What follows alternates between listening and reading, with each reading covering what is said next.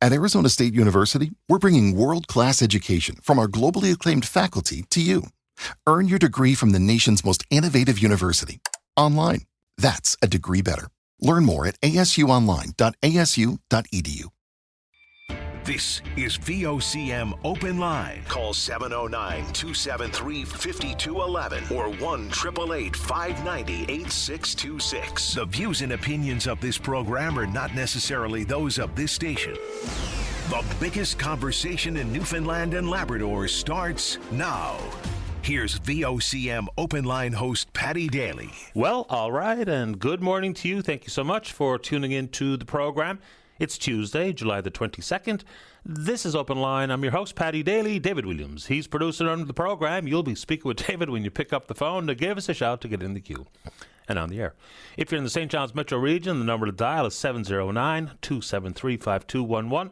Elsewhere, toll-free long distance, 1-888-590-VOCM, which is 86-26.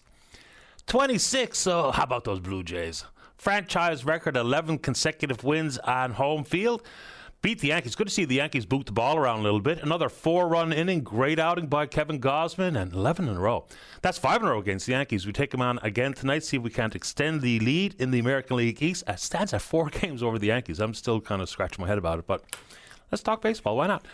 Loves me a good baseball stat. Baseball is riddled with a lot of statistics, and there's a couple of players that jump off the page every time you see a stat associated with them. One being Greg Maddux. Of course, Atlanta Braves Hall of Famer. Maddux, one of the very best of a generation. One of the very best of all time, possibly. To go pitch a complete game, a full 9 innings these days, is an absolute rarity. Get a load of this. On this date, 1997, Atlanta Braves pitcher Greg Maddux throws a complete game with just 78 pitches. 4-1 win over the Cubbies at Wrigley Field in Chicago. 78 pitches over 9 innings. No one goes 9 innings anymore.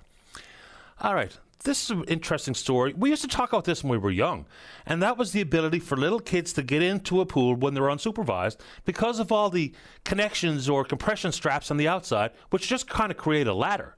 There were some pools when we were kids that absolutely was exactly that. The straps were parallel to the ground, and so little kids could just climb up the side and into the pool. So now there's a recall of some 5 million pools, including 260,000 above-ground swimming pools sold in this country. Dates all the way back to 2002. All right, they're sold in the brand names of Bestway, Intex Recreation, Polygroup Pools. They've been sold at major retailers, all the big ones, Walmart and Target and the like. So apparently 9 kids in the United States have drowned. Unsupervised, were able to climb up into the pool. I mean, tragic beyond words. So if you have one of these pools, you can call the manufacturer and get a repair kit, as they call it. But just that safety around water, now that we're all getting a chance to get into the pool or get into the pond, of course, obviously, a good idea to make sure the kids are supervised. Not the lecturer, but you know the deal. Also, it's that time of year, more and more people out on boat or out in boat. So I know Transport Canada was going through the optics, the exercise of surveying Canadians as to whether or not they thought it was a good idea to make life jackets mandatory, to be worn. Because the rules now are you could just have to have one life jacket per person in a boat, but you don't have to have them on. You can just use them as a cushion. It's time that we make it mandatory. And again, nanny state stuff is certainly something I'm not in favor of. But this kind of common sense is the difference between life and death. So PFDs, let's make it mandatory. All right. Good to see some favorable weather conditions helping those who are fighting the fires right around the province. So high humidity, a bit of rain, the wind blowing fires away from community, whether it be Musgrave Harbour or otherwise. The evacuation order is still in place. So I just want to one more time say thank you to those working on fighting said fires, whether it be on the ground or in the air.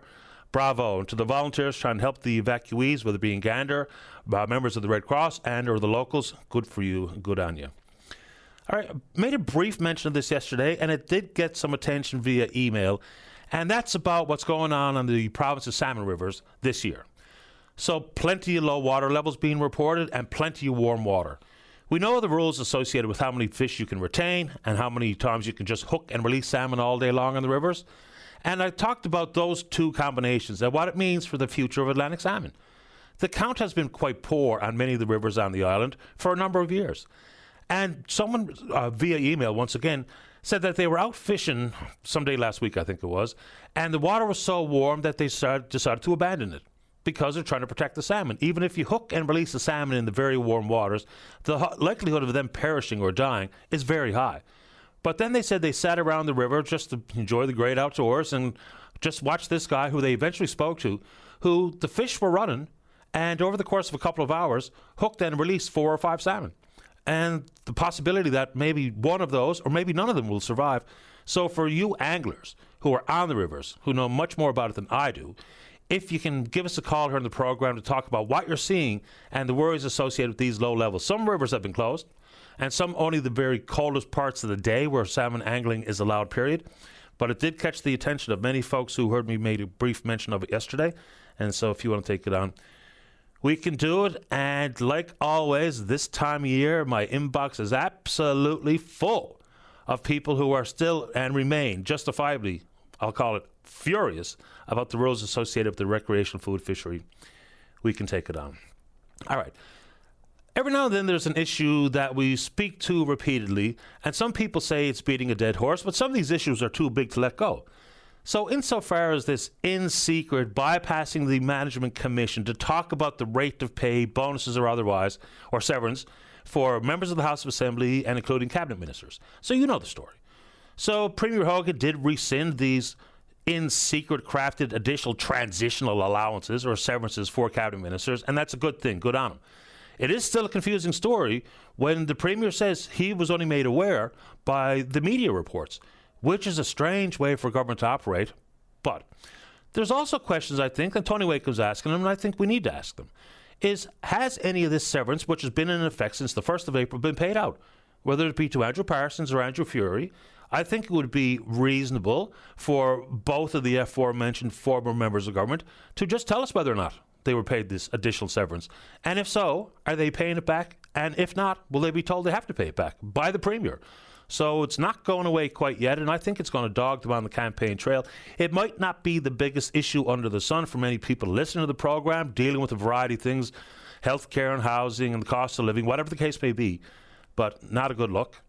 And also, we'll press the politicians when the writ is dropped about these types of matters. And I do think it's about time that more of us are talking about campaign finance reform. I'm always surprised that when a contract is let, because there's nothing quite like doing business with the government, when the contracts are let, people very quickly say, well, how much money did that company donate to the government? It's a fair question. Whether or not it is absolutely curried favor with the procurement is a conversation we can have. But let's just fix the campaign finance rules. Let's tighten it up. It's absolutely the wild, wild west out there.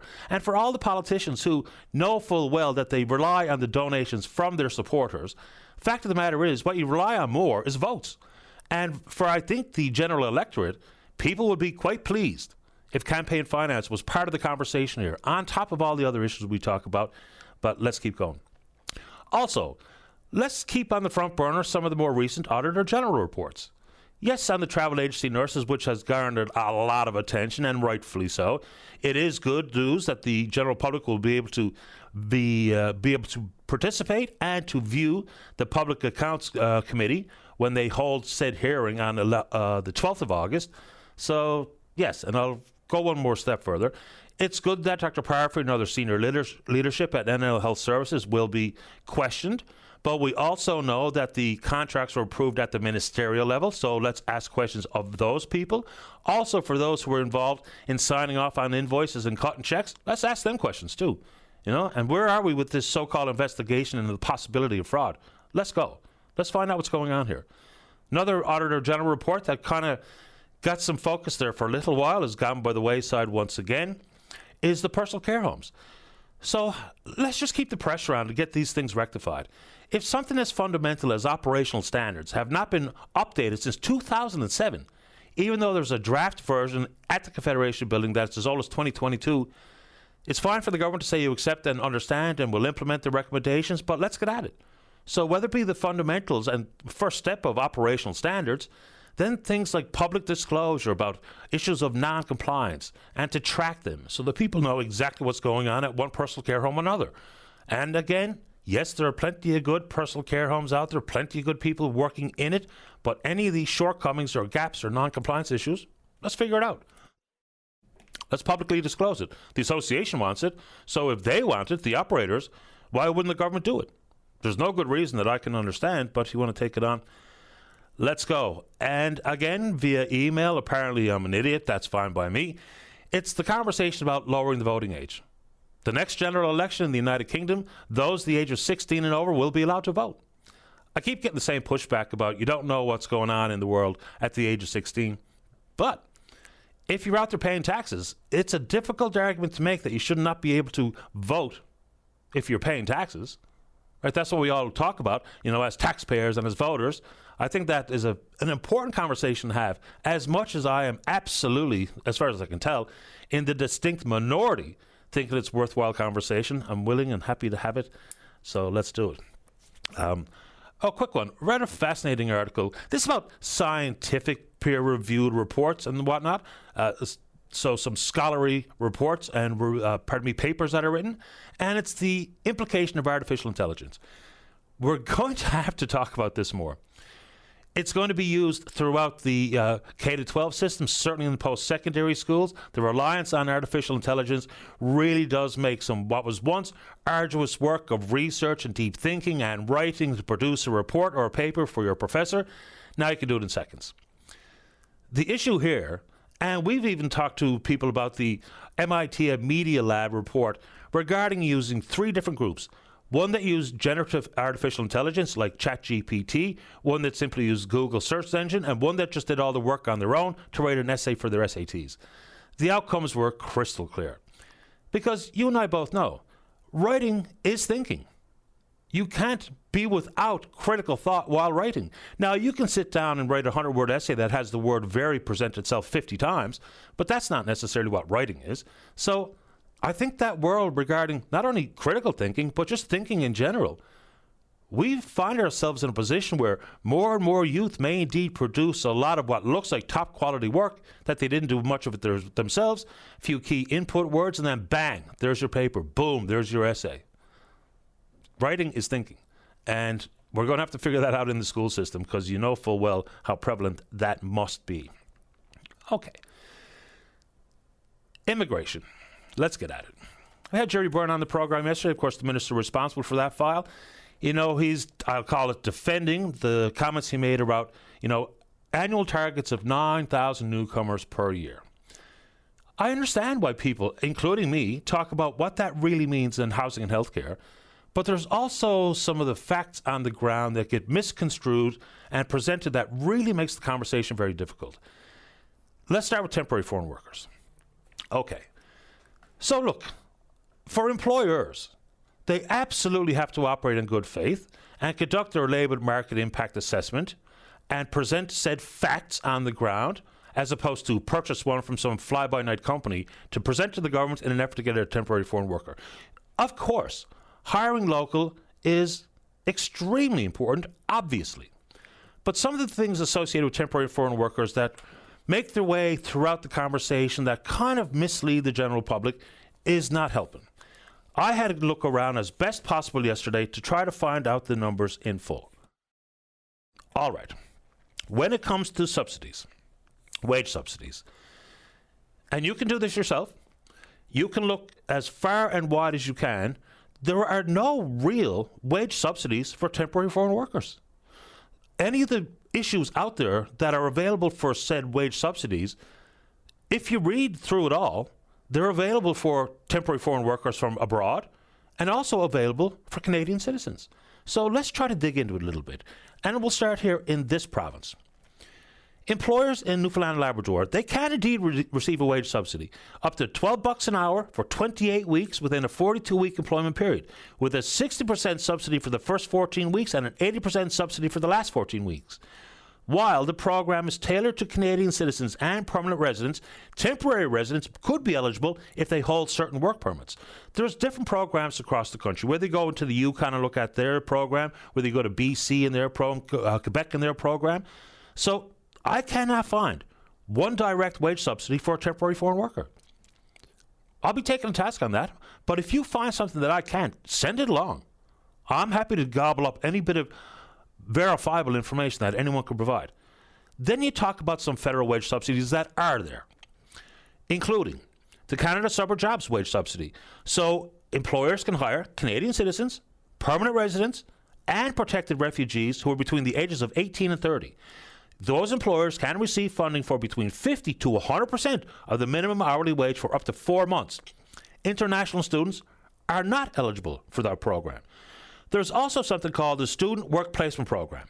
Provides employers up to $5,000 who hire students and up to $7,000 who hire unrepresented groups, including newcomers. There's another federal wage subsidy program that focuses basically on youth, both Canadian citizens and immigrants. Programs like the Digital Skills for Youth and Young Canada Works. The latter looks at people coming here for temporary work visas, waiting permanent residency, not eligible to participate. So it is important to get the facts out there, because immigration is already a very contentious issue. And for some corners, a very frustrating issue. And yes, we can talk about safety and security and vetting. And yes, we can talk about housing and healthcare. Of course we can. Why wouldn't we be able to? But we also have to make sure that some of the dollars and cents conversations are on point. Because you know what happens here.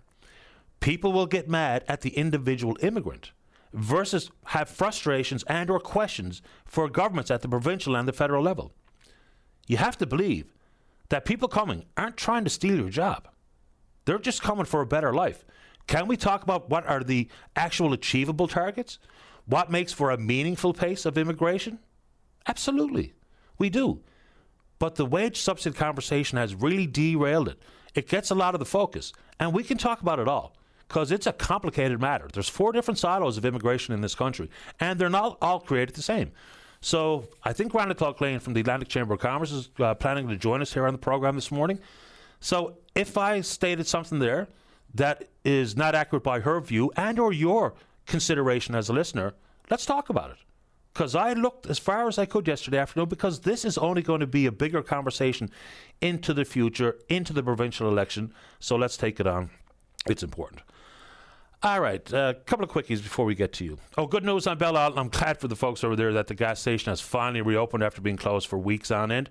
Hopefully that will help deal with some of the issues regarding capacity on the ferry. And then we talk about immigration. And then we talk about, the hopeful savings by the Prime Minister across departments of 7.5%. And what that might mean for jobs. Okay, this story is a head scratcher.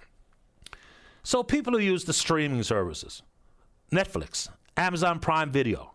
Apparently, federal government officials have now decided that they have to block them because they were perceived to be a people management issue. You look across the various departments. So the agency responsible for IT is called Shared Services Canada. So they've blocked Netflix, Hulu, Apple TV Plus, Prime Video, Disney Plus, Crave across 45 government departments and agencies.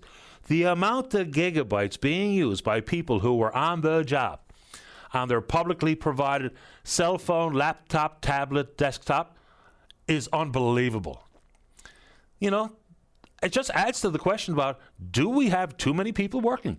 If we have enough people working to gobble up countless terabytes of volume. So here's a couple. Public Services and Procurement Canada, almost 3 terabytes. Privy Council of Canada, or Privy Council Office, about 1.5 terabytes of volume per month. So they're watching TV. Some are. Some, of course, are absolutely working hard. They're faithful to their job. But I'm not so sure there's a whole lot we need to get from Disney Plus during the course of a workday when you're working for the people. Anyway, that story is frustrating. All right. So apparently, the Prime Minister is indeed going to meet with the country's premiers today in Cottage Country in, Huntsville, Ontario. Doug Ford, of course, the Premier of Ontario, has been steadfast on the buy local message for quite a long time, and I think it's a good idea. I don't know what you think about it.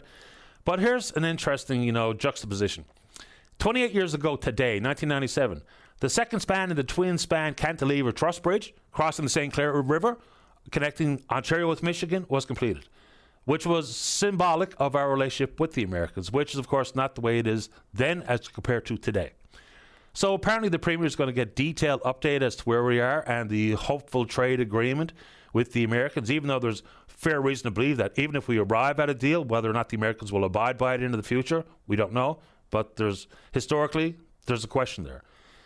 People ask, how come we're not being informed and updated about exactly what's on the table? The Prime Minister a few days ago said a trade deal is possible that may include tariffs. The Americans kind of saying something different. So I have no earthly idea where we are. But the imposed deadline, which has been a moving target from July 21st, now it's on August the 1st. So it's time to find out a little bit more. If you want to take on any of those big issues, from interprovincial trade and the Premier's meetings and buy local and the American trade relations and diversification of markets, whatever, I'm into it. We're on Twitter. We're VOCM Open Line. Follow us there. Email address is openline@vocm.com. When we come back, let's have a great show. That only happens if you're in the queue to talk about whatever's on your mind. Don't go away. Welcome back to the show. Let's begin this morning on line number 6. Taking more to the CEO of the Atlantic Chamber of Commerce. That's Rhonda Tulk-Lane. And good morning, Rhonda. You're on the air. Good morning, Patty. How you doing? Doing okay this morning. Thank you. How about you? Good. Just listening to some of your callers yesterday, and then, of course, your preamble this morning around some of the research you were doing yesterday. I wanted to chat a little bit about immigration, and I've been playing around in this space for well over a decade now, supporting the employer's perspective. So I just wanted to have a little chat about it. Sure. I mean, we did have an employer yesterday on the program talking about the difficulty in finding workers and keeping workers. It's a big, complicated conversation. Sometimes, and I have no idea what we're going to talk about this morning, but for different people, they focus in on just one facet of a very complex issue. You know, whether it be housing or healthcare or temporary foreign workers or permanent residents or international students, but it's all encompassing, which makes it a very difficult conversation to have, albeit extremely important. It is, and that's why I want to set the stage. Something that I've been doing when I'm entering these conversations, because you're right, it's massive, it's complex, and it really when you're talking to someone, it's really divisive, right? Like I'm finding it within my own family, my friends, my work. It's really interesting to watch the shift that I saw back when I was doing the work in 2018, and here now it feels harder to have these conversations. But the thing that I learned was to leave or enter every conversation I have, leave that person with their dignity. Yep. And we don't, and if people can try that with everything we do, we're going to be in a better place. But we just attack the person, not the idea, because their idea may change with that next little bit of information they read or the article. So I encourage everyone to try to leave people with their dignity after these tough conversations. And also that you're right. I wanted to comment on one of the things you said. I'm with you. Wage subsidies, can't find any, far and few between. There are way more barriers. I've been hiring locals and immigrants, as I said, for years. And if there were subsidies out there to help me, I'd know about them. There are none, especially even when we look at not only temporary foreign workers, but just to hire newcomers in general. There are very, very few wage subsidies. So I'm with you on that when people are throwing that out there, I don't know where they're coming up with that data. So I asked them to prove it because I can't find anything. No, they're getting it from TikTok and places like that. And look, again, I have no interest in attacking the individual and or the source of your information. My only hope here is that because disinformation, misinformation makes its way around the world before the truth gets out of bed, it becomes a very difficult task. So just try to put some facts out there, let them land, and hopefully that provokes some conversation. Yeah, and so this is what I wanted to kind of advocate to your listeners today and anyone that's listening. And by the way, I had a great chat with the small business employer that called your show yesterday, Tony. Yeah, because I love, you got to get real life examples, right? You can read the articles, look at the data, but I find nothing better than talking to that individual with boots on the ground that are going through the challenges. So we had a great discussion, and I hope I've been having those in all the Atlantic Canadian provinces. But what we're doing and what my job is of course, I support the Chambers of Commerce, and there are 21 in Newfoundland and Labrador, and my job is to support them, indirectly helping small business owners. That's predominantly who their members are. And their number one challenge right now, or I'll say in the top 3, it's still access to qualified talent. And just yesterday, this gentleman I was speaking with, working in construction, because there's been some misinformation around the trades and construction, and he still can't find qualified people. He's putting the call out, he's putting it online, he's filling out the ads, and he still is not getting answers to his calls. So we still got that problem, and there's definitely, I would still say, like a mismatch when we talk about the number of people looking for work and then the people that are qualified to do a job. Yeah. Insofar as the employers go, what's your message to your members when we talk about the labour market impact assessment? It's a critical component of applying for approvals for temporary foreign workers, but we've heard the stories where some employers are just kind of bypassing the step, or they're buying a pre-written report from some third-party entity, and so consequently, that's further muddied the waters of an already complicated issue. Yeah. So we business and business groups. I mean, we've been saying, we got to get rid of red tape for years. But there are some regulations that are really important. And our message is we want to regulate for growth. So I really like that term. So let's regulate for growth, because there are checks and balances that governments do have in place to check that employer. I was also involved with, you talked a little bit again about temporary foreign workers, and there's some misinformation around just that stream alone. And the repertoire for the United Nations put out a damning report, maybe it was last summer, and likened Canada's temporary foreign worker program to modern-day slavery, which, again, a few bad apples, because, again, there are some, but we want to work with the employers that follow the rules, that can prove they need that worker.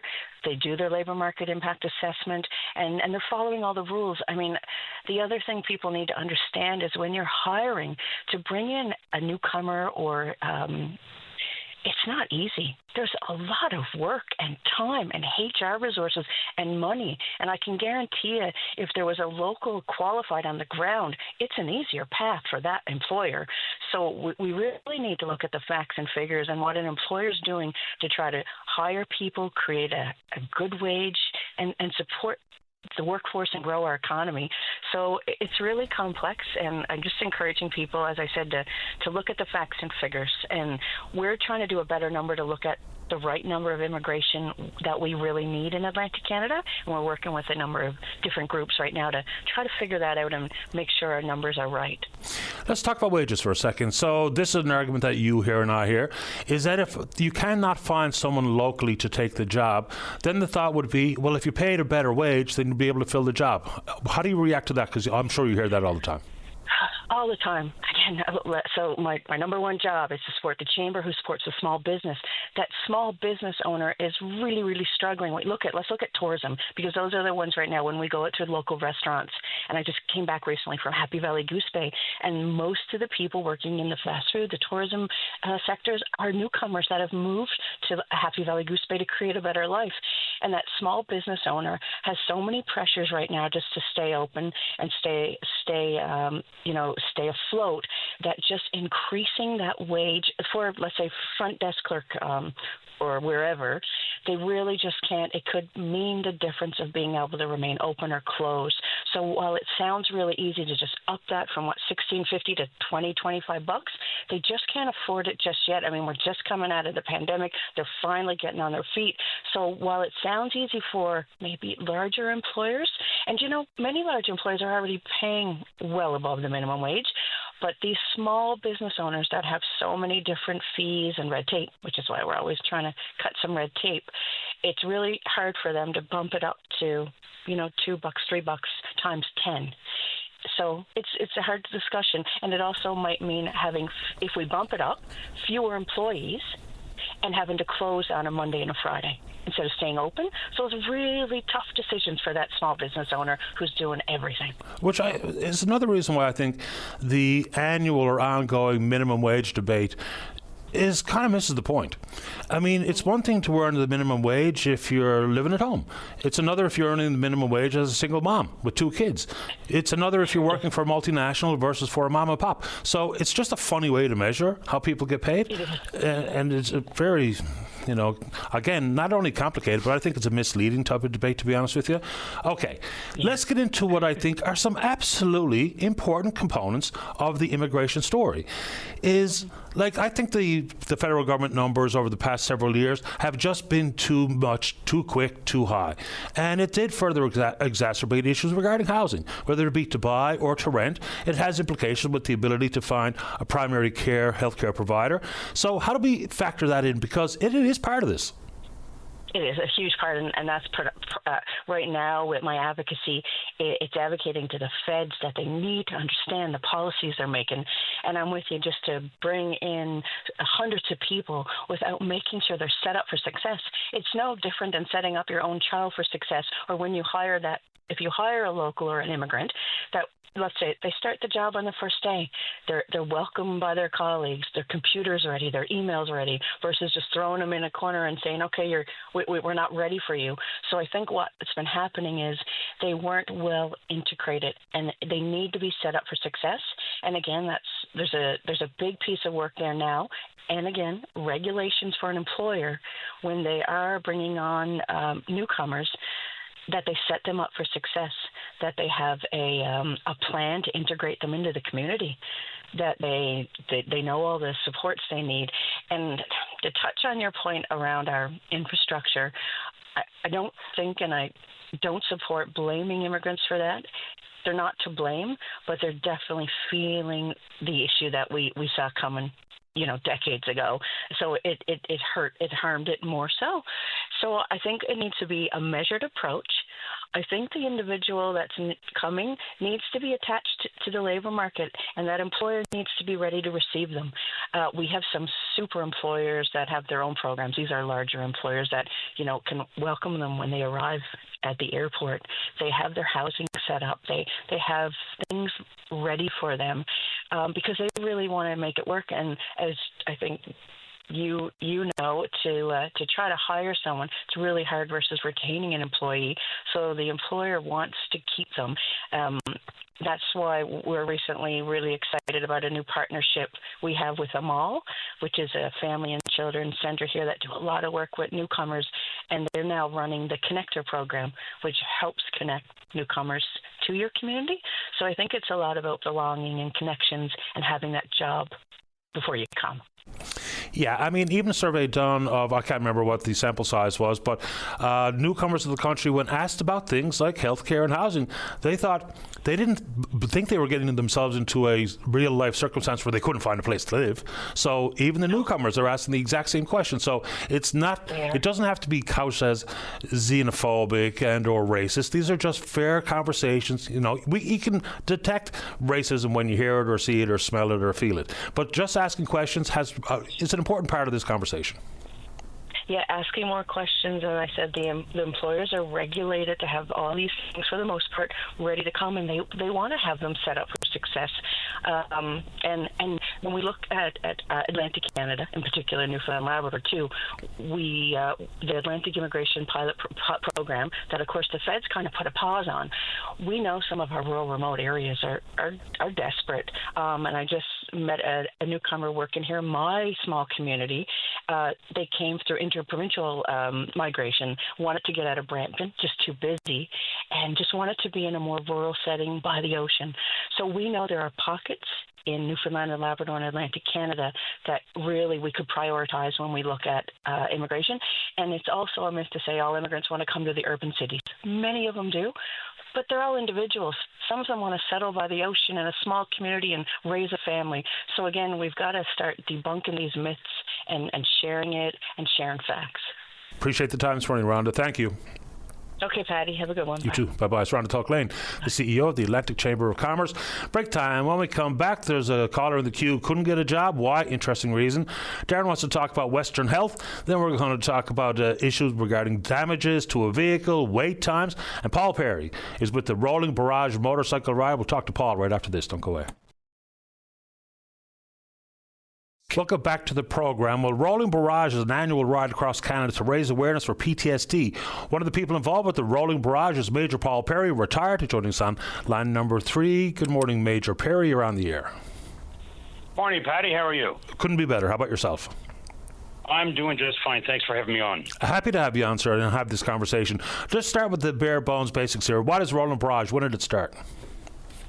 Well, it started 9 years ago, and what Rolling Barrage does is it's a group of military and first responders and civilians and interest personnel. We do a 22-day ride across Canada, starting in the beautiful city of St. John's and ending in the equally beautiful city of Vancouver, because that's where I'm from. And we are raising money to fight the stigma of PTSD for military and first responders. St. John's is a beautiful city, but for my money, Vancouver is one of the prettiest cities in the world. I love Vancouver. I'm not going to argue with you. Can you tell us a little bit about Scott Casey? Well, Scott started this all off about 10 years ago, and I'll have to admit I'm not a member of the executive. I'm merely a participant. Okay. This is my 7th year doing the ride, and my 3rd year doing the entire ride from coast to coast. So Scott and a couple of others started this ride, and they just started it really in their own interest and thought this can actually evolve into something useful. Scott and his comrades, they were what we would call the pointy enders. They were the infantry, the artillery that are on the leading edge of where all these troubles really happen. And they've seen the impact that these invisible injuries have on people, meaning PTSD.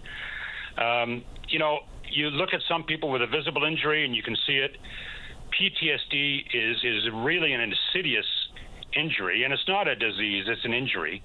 And it just creeps up on you. And we're fighting to help those that have it. We can't do it ourselves. What we do is we raise money and donate that money to the various individuals and companies that do. So as a person who participates in the entire ride, you're what they call one of the full pullers. And also important to put out there, this for all branches of service. So we're talking about police, paramedics, firefighters, and otherwise, not just members of the military. So just wanted to get that out there because that's an important and an interesting component of the ride. That's absolutely correct. And I think when Scott started it off, it was really geared towards the military guys. And more and more every year, we get more and more first responders that are participating in the ride. And we also get a lot of veterans, siblings, and brothers and sisters that are coming on the ride too. So we're getting a really good cross section. Do you have a personal story that you would be willing to share, Paul? Because I know you've been deployed many times in various parts of the world. You had about a 32-year career in the Canadian Forces. Any personal stories you'd like to share, whether it be with yourself and or your relationships with other members of the military?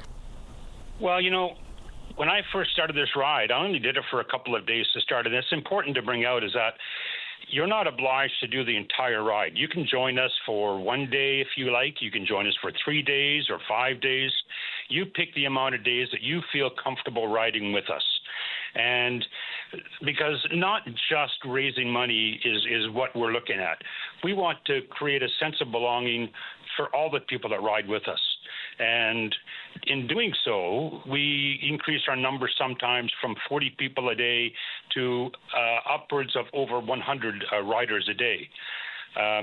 It's a very, very carefully maintained ride, safety being one of our prime concerns.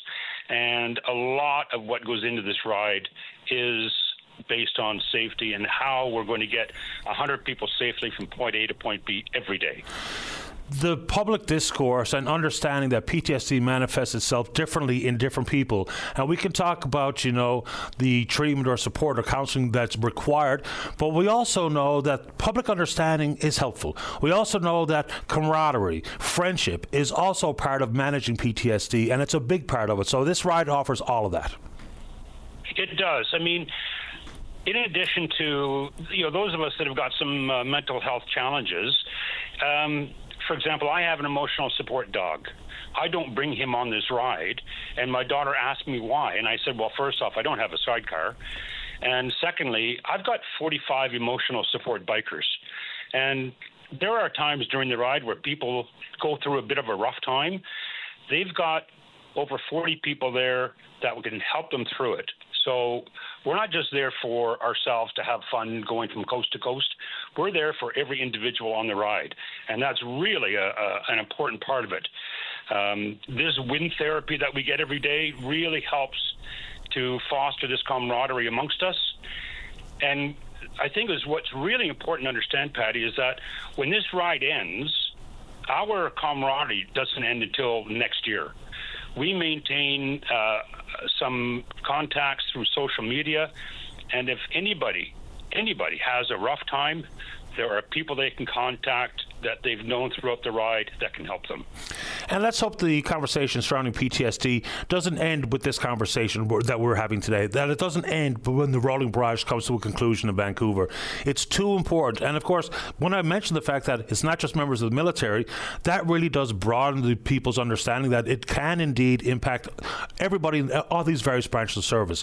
I will also add that PTSD could be something that you might be experiencing undiagnosed. There's a traumatic world out there. So people, manage your own and understand your own mental well-being, where you are, and don't be afraid to talk with somebody if you feel like you need it. There's nothing to be embarrassed about. It's an injury. A mental illness is not a shortcoming. It's not a failure of character. So let's have these conversations, and if people want to find out more, you can simply go to the website, which is a fundamental one, www.therollingbarrage.com. It's great to have you on the show, Paul. I'll give you the final thoughts. Yeah, so we are departing St. John's on the 28th of July, and we'd love to have people come out. And, hey, if nothing else, it's a great motorcycle show first thing in the morning. Where are you leaving from, Paul?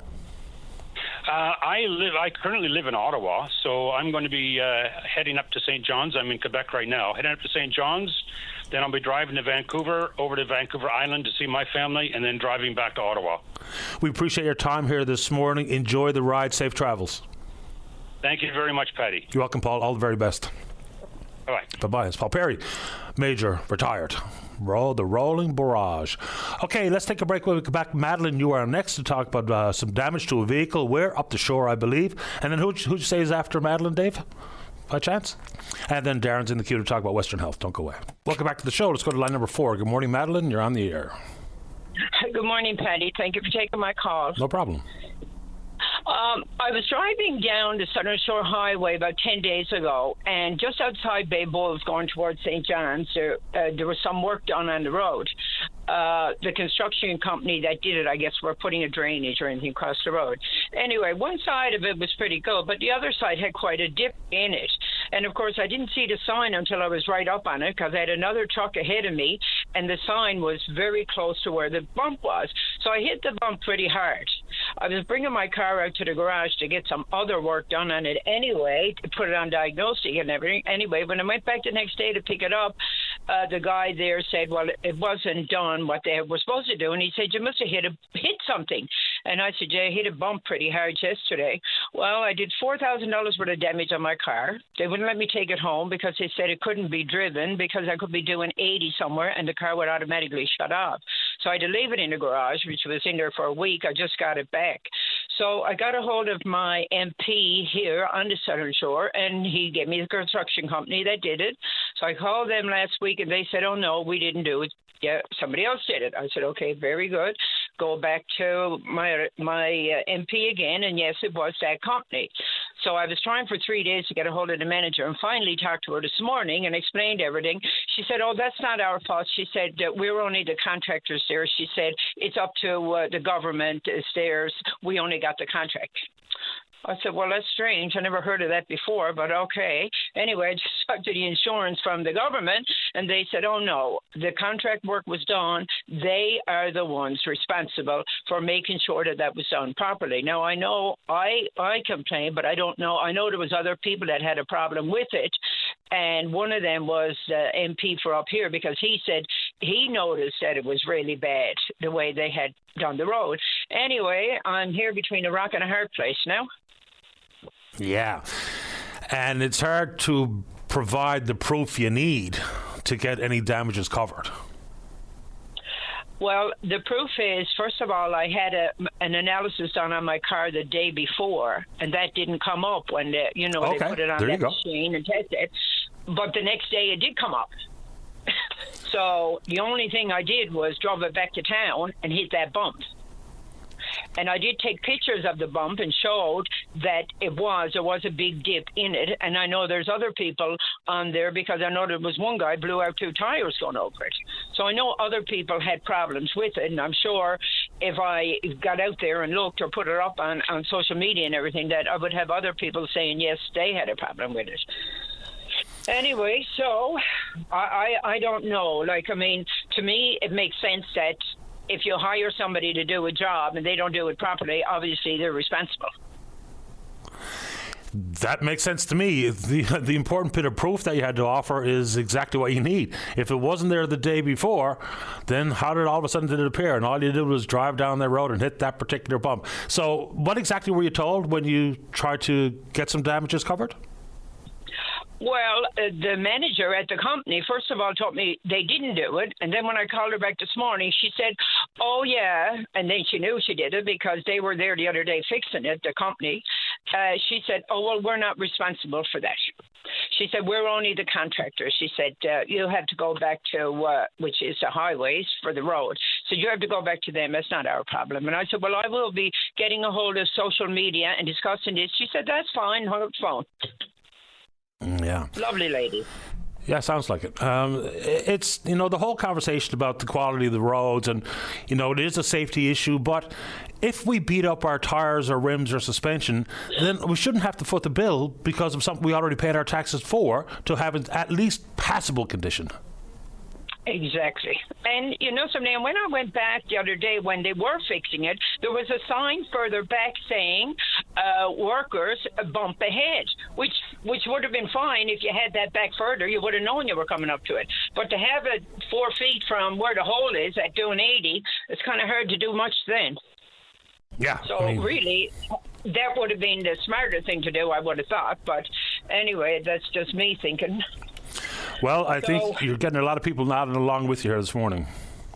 Yes, I'm sure I do, because like I said, it was awful, and it was only done like either that morning or the day before, because my MP said, oh, well, maybe it washed out with the rain. Well, I didn't do it. I did it before the rain. So I can imagine it was probably worse after all the rain we had on Saturday. Yeah, no doubt. I mean, some things are unavoidable. I get it. We'll have a bit of freeze and thaw, and when we get some heavy rains, there's going to be damages that appear very quickly on the roads, ruts and potholes, and the shoulder falling outside. But when it happens, like we're even told here in the municipality of St. John's, is if you make the city aware of one of the deep potholes that's beating up people's cars, they get a certain amount of grace time before they have to repair so that they can spare other motorists. And then if they don't, we're able to so-called take them to task. But that never works.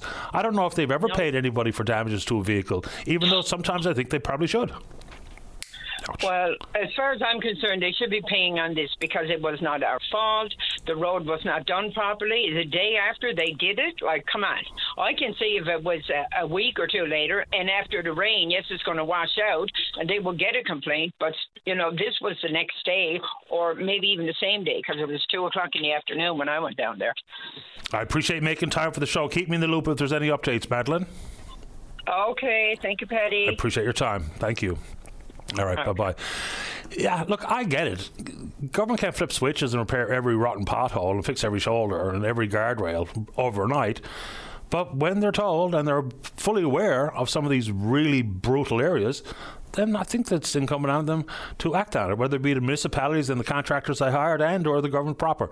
Let's see here. Let's take a break. Darren, you stay right there. We appreciate your patience. He wants to talk about Western Health and the need for a new hospital. Okay? Don't go away. Welcome back to the show. Let's go to line number 2. Good morning, Darren. You're on the air. Good morning, Patty. How are you? I'm doing okay. How about you? All good, boy. Just sitting here patiently.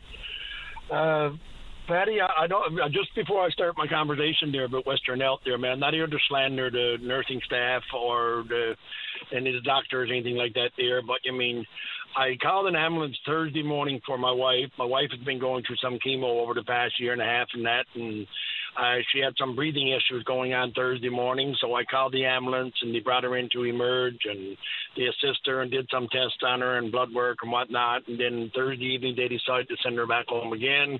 I live 40 minutes from the hospital, and they sent her home, and Friday night, she got in bed again Friday night, and her breathing was so bad, I had to call the ambulance again. They brought her in Friday night. They took her to Emerge and they triaged her and that, and they decided that they were going to admit her, right? And they admitted her Friday night after doing some tests and that, and did another chest x-ray and found out that she had pneumonia, which is the third time now that she's had pneumonia since she started this cancer journey. And she's down in Emerge. She's in a room in Emerge with no washroom and no facilities for a shower, nothing like that there. She's been admitted there since Friday night. They came in Sunday morning, and told her that her white blood cells was down, and she is immune compromised. She's using a public washroom that every other person in Emerge is using, the same washroom.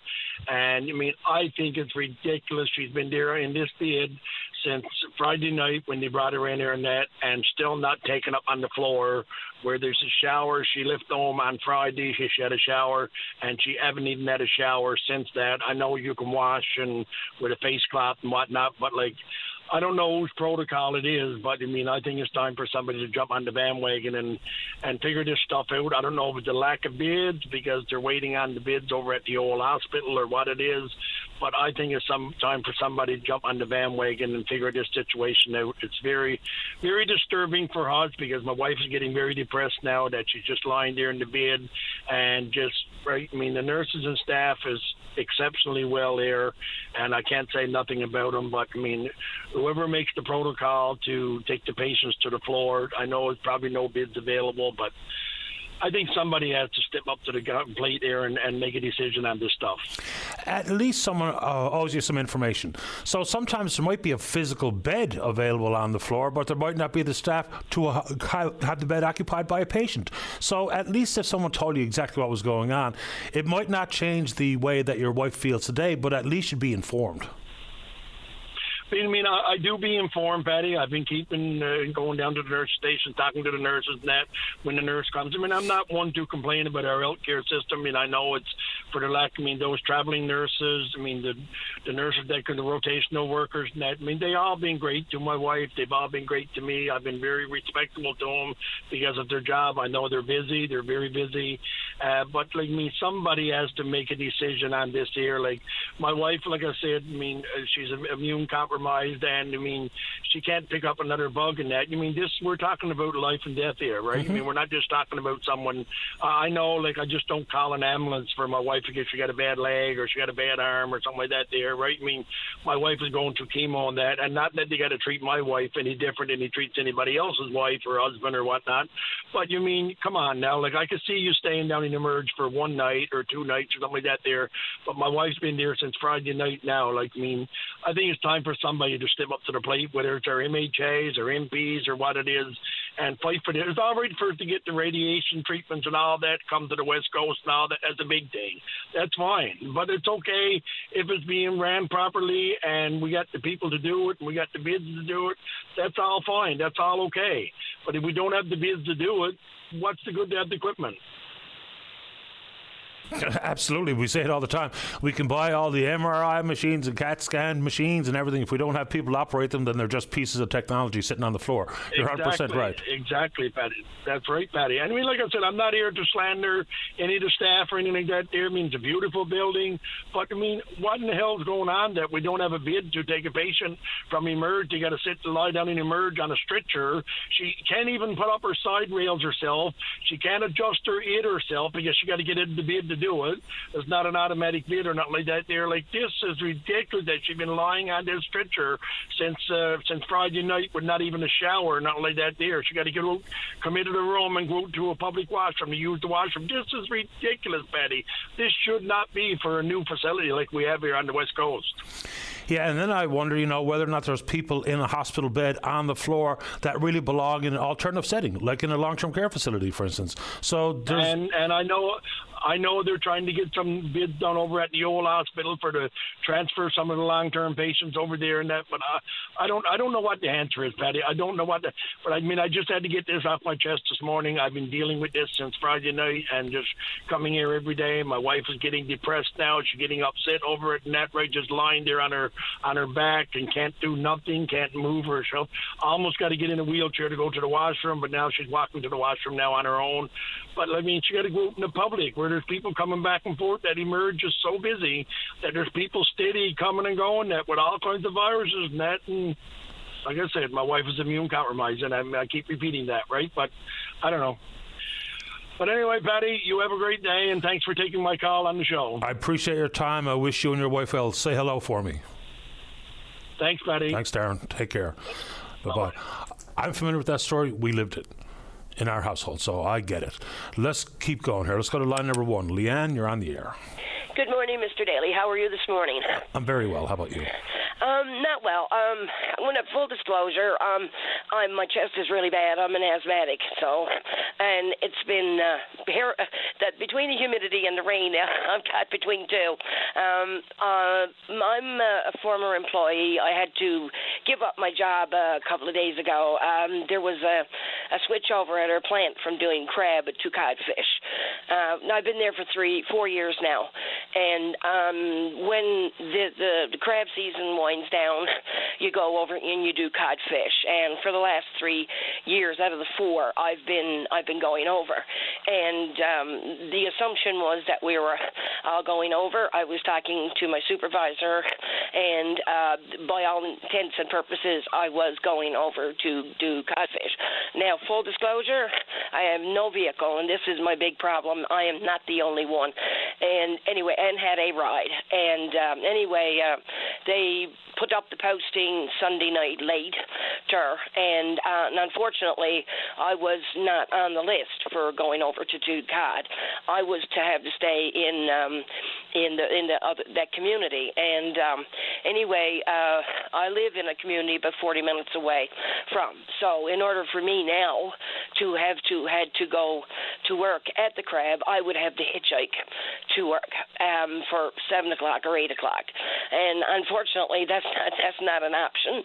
I went as soon as I found out. When I tracked down some supervisors, I asked them how come, because every other year I myself and others have been accommodated, and they basically, one in particular, she threw her hands up and basically said, "You snooze, you lose." And now I can't work. I am without a job. How far away from the plant do you live? 40 minutes. 40 minutes. At least. Okay. On a good day. I mean, what happens if it rains? I am without a job right now, as it seems, and I have, I've reached out and I've heard nothing, and so I'm sorry, I want to get emotional because I'm 63 years old, and finally, after 4 years, I finally got a job, and it's taken away from me, and no mercy, none, absolutely none. And I'm killed. I was at social services for over 30 years. Finally got a job, and now God, I'm devastated. I have to go back on welfare again.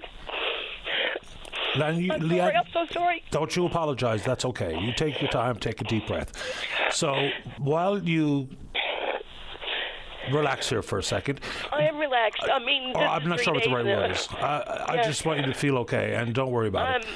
I'm okay. I'm a strong woman. I am a very strong woman. I've gone through quite a lot since I've been at that facility. I have dealt with harassment and abuse and everything else, and I have stood tall. And I have stood tall, and, I have had to deal with sexual harassment down there, physical and verbal abuse.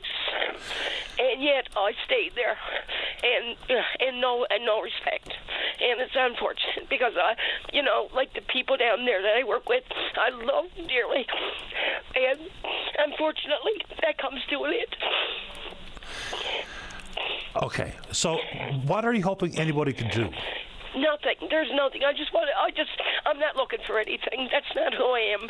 I just want people to know that I did not quit because I quit. I quit because I had no other choice. There's no rides. I would be on an opposite shift. So there's nobody. So I either hitchhike or I quit, which I had to do. And now, I've crawled over steps with my lungs so that I could work. Literally crawled, and there's enough people that will prove that I did. And there's, and I stood tall, and this is where it ends up, with no respect. And basically, arms throwed up. They know me well. And I'm not a complainer, because if I was, I'd be complaining all the time, but I don't. I stood up, and I stood for that business, and I sucked it up like everybody else for less than $17 an hour. I sucked it up. and I worked hard, and this is what, and I mean, I'm not the only one. I've seen so many people walk out the doors because they were just as frustrated, and I said I would not be that person. I would stand, and now I am that person. Another local gone. I have no other choice. I'm 63 years old. So where do I go? What do we do? That's a good and question. again, I'm not asking. I'm just saying. It's not fair. I was never given a reason why. Never. And unfortunately, I'm so sorry. I apologize. Again, you don't need to apologize to me. I understand where you're coming from, and after all those years relying on social services to get the job, which comes with a lot of different change in your own personal attitude and your own thought about self-worth and all those things. So I'm sorry to hear where you're coming from this morning, Leanne. Well, anyway, I'm not looking for anything. I just want people to know you have to be strong. Yeah, you just can't go and do things and it's clear cut. Because if there's one sign of weakness or anything else, if you speak up or if you speak out, and I am a person, I speak up. I see something that needs to change. I speak up, and it's only the right thing to do. But unfortunately, sometimes, some days, that you get punished for it, and I will say that, and that's exactly where I am today. But I am a survivor. I'm strong, and I will continue to be strong. But I'm not looking for anything. I just want people to know I did not quit because I wanted to. I understand, and I wish you well, Leanne. Thank you for calling. Hang in there. Take care. Bye-bye. You too. Bye-bye. All right, let's take a break. Cyril, you're next. Talk about wait times. Don't go away. Welcome back to the show. Let's go to line number 5. Cyril, you're on the air. Good morning, Paddy. You have a great show on the go. Thanks, Cyril. Yeah. Paddy, March the 9th, I slipped and fell and done some damage to my finger. So the next day I went into Clonville. That's our hospital. We have to go out here in Trinity Bay. So anyways, I took x-ray of my finger, said that looks like it was dislocated and things like that. So anyway, he just put one of those aluminum things on my finger, wrapped it around, and two fingers together, and tells me that you're going to get a call. It looks of it, you might want surgery on your finger, and you'll get a call later down the road. So anyway, maybe it was about 10 days went by, and it was swollen the back of my hand. So anyway, back I goes to the hospital, and I didn't have to wait because my finger was swollen up right next to my index finger. It was swollen up so bad and shiny and everything. It almost looked like it was infected. So anyway, no time when I was in, another x-ray doctor anyway looked at it. He said, looked like dislocated. And he said, there on the top of my finger in the joint, he said, there might be some bones crushed there. So anyway, he put put another one on. The only thing he said, I told him, I said, my fingers taped together like that for 2 weeks, and at the time I couldn't hardly bend them. I said, if I'm going to spend any more time like it, next thing I won't be able to bend the fingers as good. So anyway, he put a little cast on type thing on the side, and taped it around so as and along with the piece of metal was there, and home I goes again. Not at 10 days. Same thing. Because I'll continue on down the road because, like I just told you then, it was March 9th this happened, and this time I saw somebody else. They even had another doctor come in. Now each time I was at, no one else, like you send me in town, but they was telling me I had to wait for this particular doctor who was there. He was going to do the surgery and everything. And maybe, I don't know now because it's been that long. But anyway, I waited 2.5 months before I had surgery. And then, I went through the bandages and everything. They done some surgery and all that, and still swollen. And he said, when I went in to see him after 2 weeks, he had a look at it. Yeah, well, anyway, we're put in now to get some therapy on your finger and everything. Another month. So I finally got therapy. He looked at it a little while after that again, and I finally got therapy 2 weeks ago. Now, in the meanwhile, my finger has been crooked and swollen out of shape all this time, and I can't bend it, and I don't know the look of it if I'll ever bend it, because it's been that long. I was that long waiting for surgery, 2.5 months. Well, I'm not a doctor. I don't know where to go from there. I'd say about it. What was the comment in the background about a family doctor? Yep, went in to my own family doctor. As a matter of fact, that I would have called you yesterday, but that's what I was at in town. That's where my family doctor. And in between that, I called she twice and asked her would she send me somewhere else. And I guess they don't want to go for the next guy's head, and told her what happened. And I've even been told that this doctor is not a plastic surgeon. Now, we do different stuff and have done things with people's finger or whatever he done. Well, that's the people who he done to, that's their business.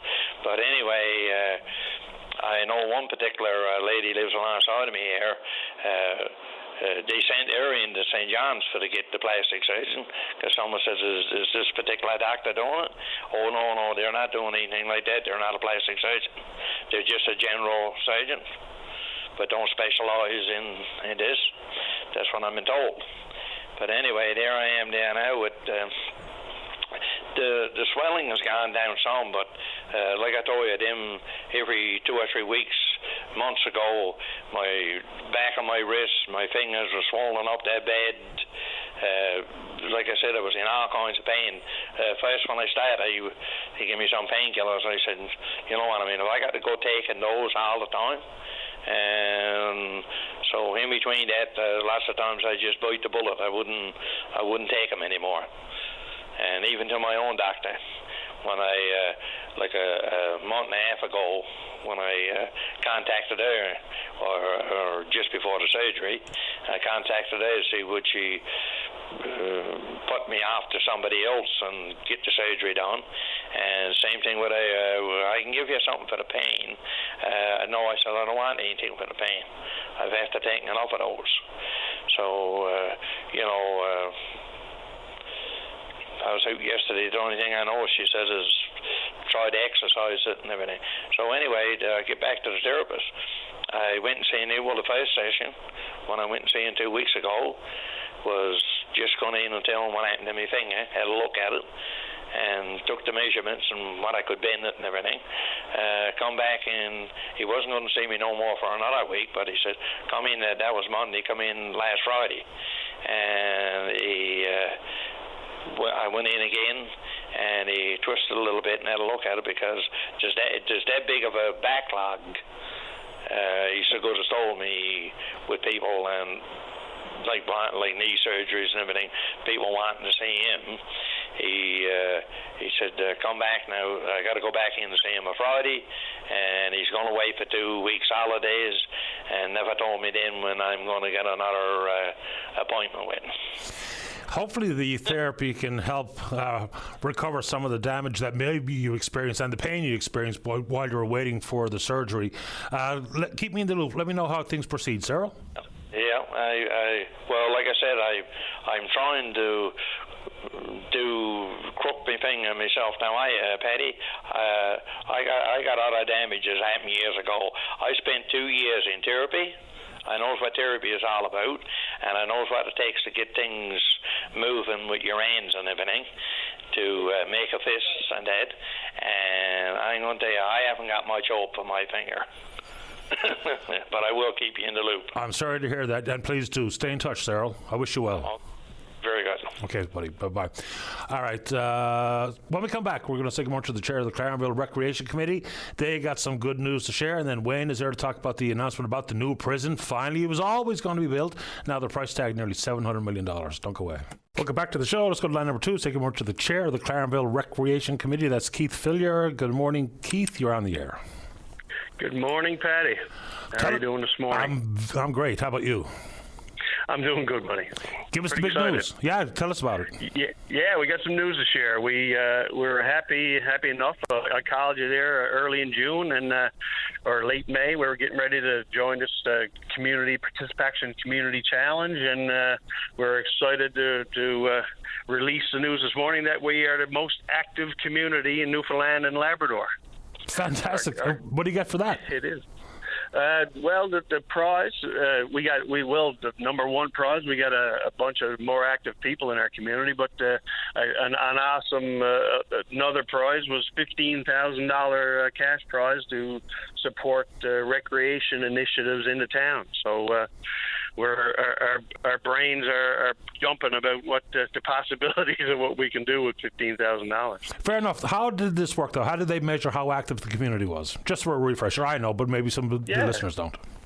Yeah, well, it was a pretty interesting challenge. So we 30% of the final score was directly participation based. It was how active your community was. There was an individual component. You could pledge to be active as an individual. The biggest, most weight of the 30% was getting organizations involved. So it was we were pretty happy to see that reaching out to people in different organizations like businesses, service clubs, seniors' homes, government offices, some of our Omani Men, our protective care unit in Clarenville, they came on board. So we had 60 organizations registered, and of those, 47 different organizations tracked activities during the month.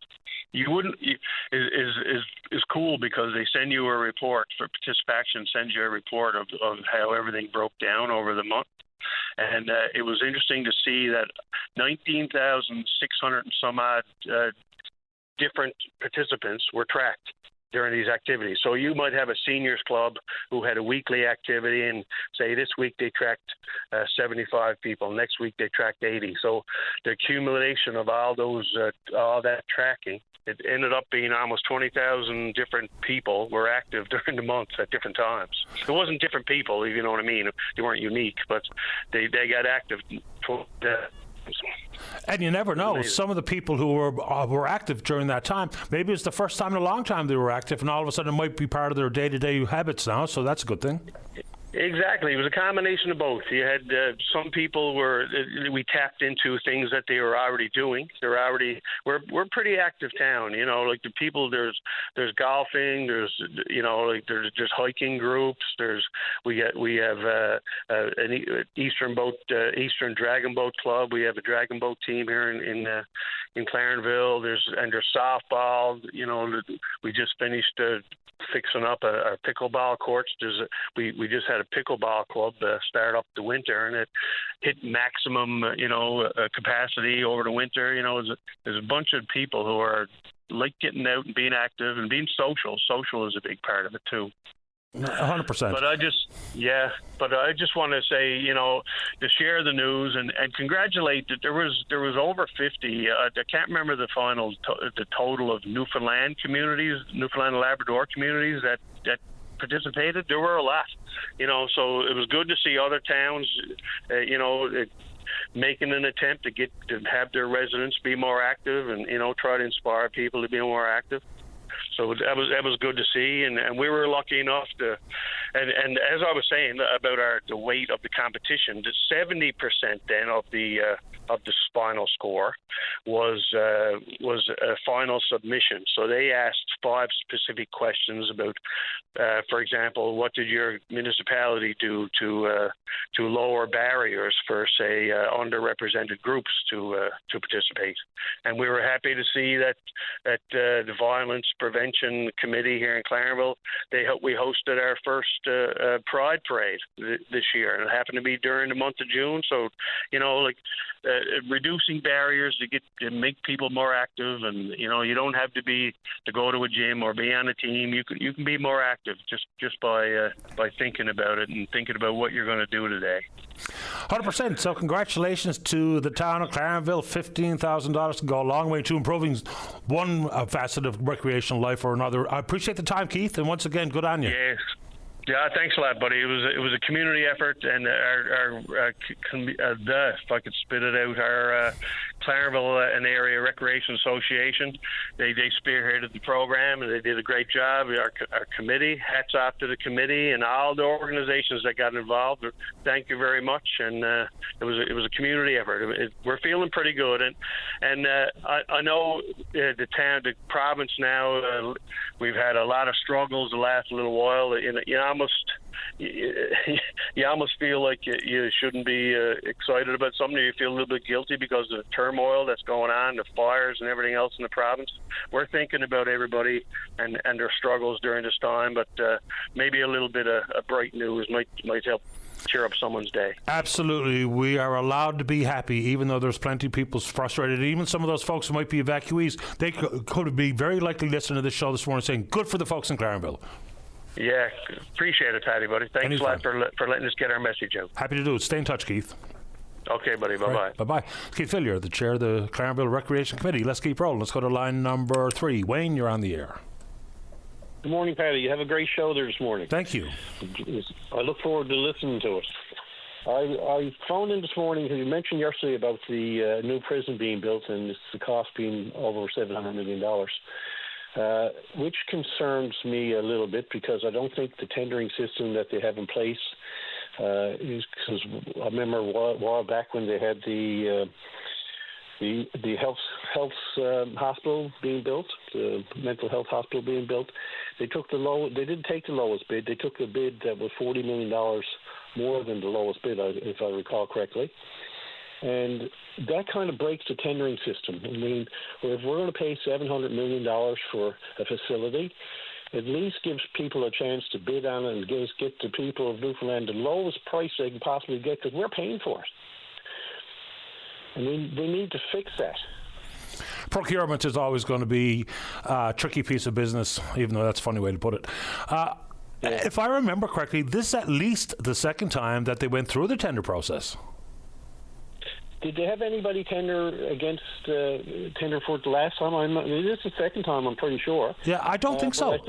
I think this was the only bidder. I think everybody else dropped out because once they found out one company was bidding, they wouldn't tender because they knew that company would probably be the one that would win the tender, no matter what the tender was. And that's the way people feel, right? Whether or not that's accurate or fair, it's how people feel. It's the perception out there. So government needs to do a few things on that front. Number one, the way that contracts are written or tenders are written really can narrow the pool. I mean, I think about the federal defense contract now. We're talking about $100 million to buy night vision goggles. Apparently, the way it's written just means there's only one bidder. Only one bidder satisfies all the technical requirements, and consequently, there is no competition. There is no procurement process. It's simply rubber stamp. How it worked here, I didn't see the tender. I don't know how specifically it was written to favor Avalon Corrections Partners or not, but that's a sentiment that I hear a lot. Well, it's sad to think that, if you're going to call a tender, you should have a few bidders on it. Because, and if they're going to tender, and if they get a few bidders, and to the lowest tender, then you're going to get more people that's interested. If they're going to give it to whoever they decide to give it to anyway, and like you said, how it's written to get a certain company to get it anyway, it shouldn't be. All tenders should be open for every company to work at. It's a costly thing to do up a tender, especially of that magnitude. People to do it and then find out that they had the lowest bid, like it happens in the past, it should never happen.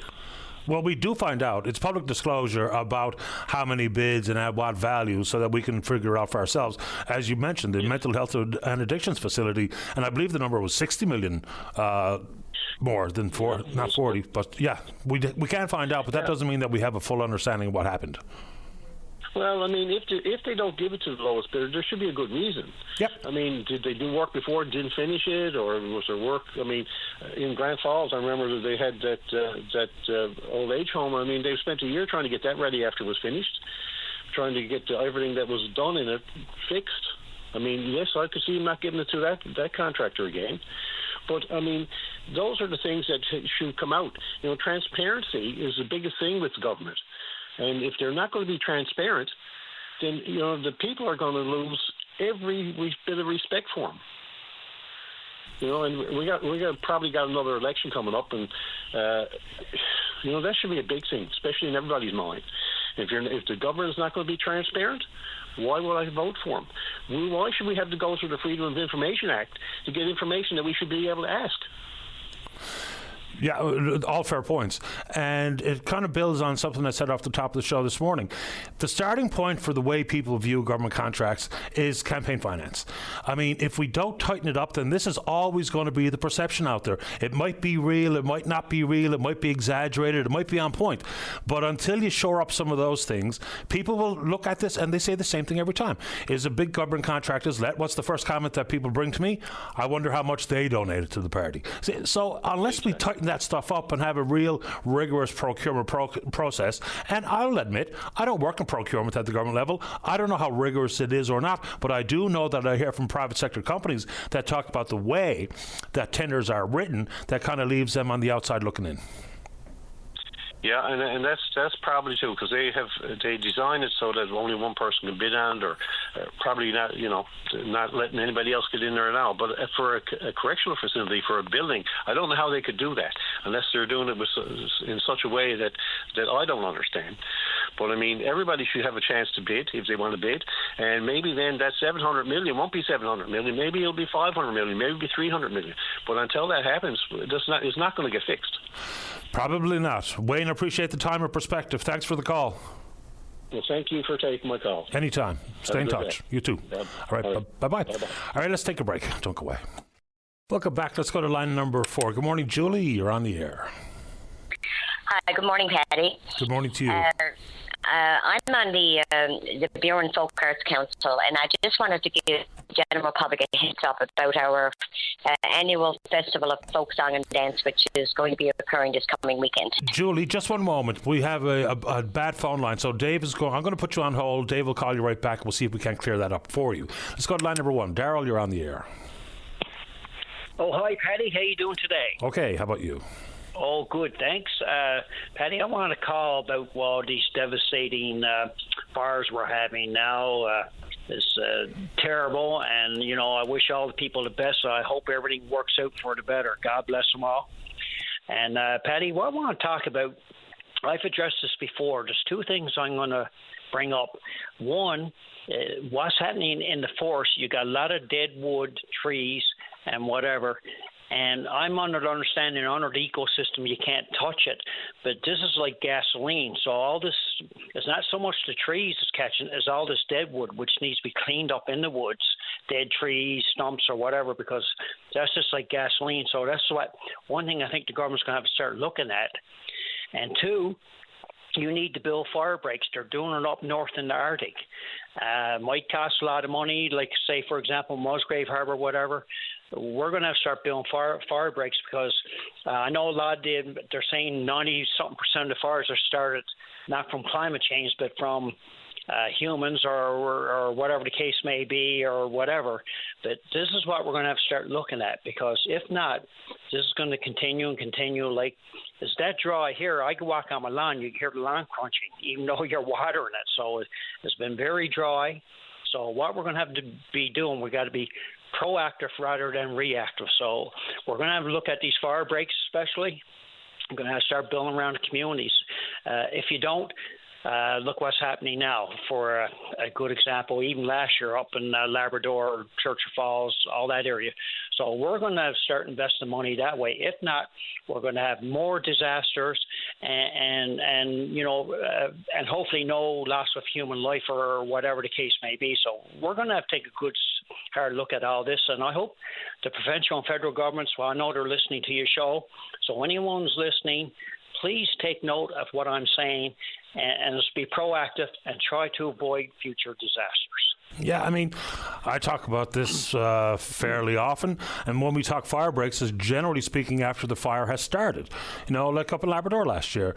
And the only reason I know anything about this period is I actually did it for a job. I did it for a couple of summers. All we did was cut down the deadfall, the windfall, the fire load, haul it out of the woods. We were involved in fire breaks, and they do it for a reason. It's prescribed, you know, that and controlled burns to try to make sure that if and when a fire starts, you protect the community and infrastructure as best possible. I don't know what the formal approach is here in this province. Still trying to figure it out.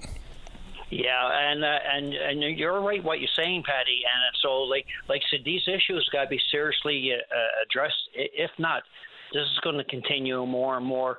Like here recently, we're lucky here in Gander, there was a fire at the country park here, and so happened, well, there was no high winds or anything, and we're lucky what happened there. I mean, that could have escalated, but we're lucky that way. But now, like places like Musgrave Harbour, they're not so lucky, and Chance Cove, and wherever the case may be. So I know we're talking about after something happens, but I've addressed this issue before, right? And I think last time I addressed it with Linda Swain, she was on your show.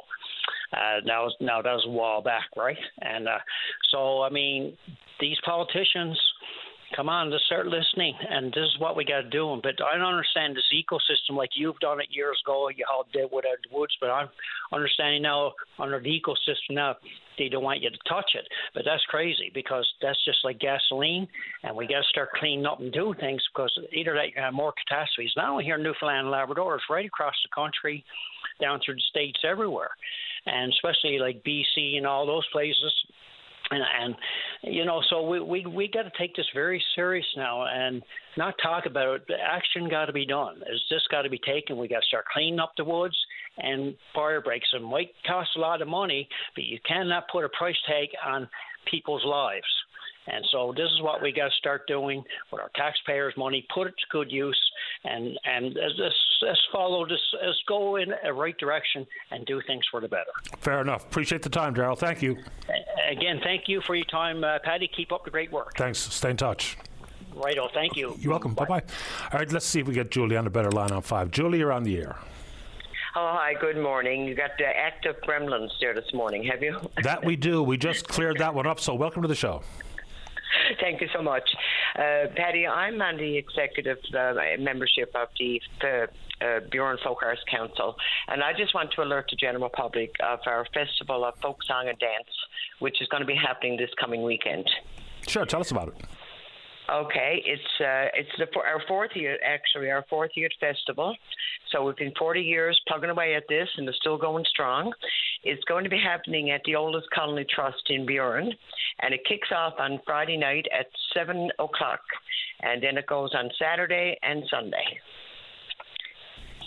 And we have a lineup of some wonderful entertainers that will have you stamping your feet and clapping your hands, and just a general good feeling of listening to some good music.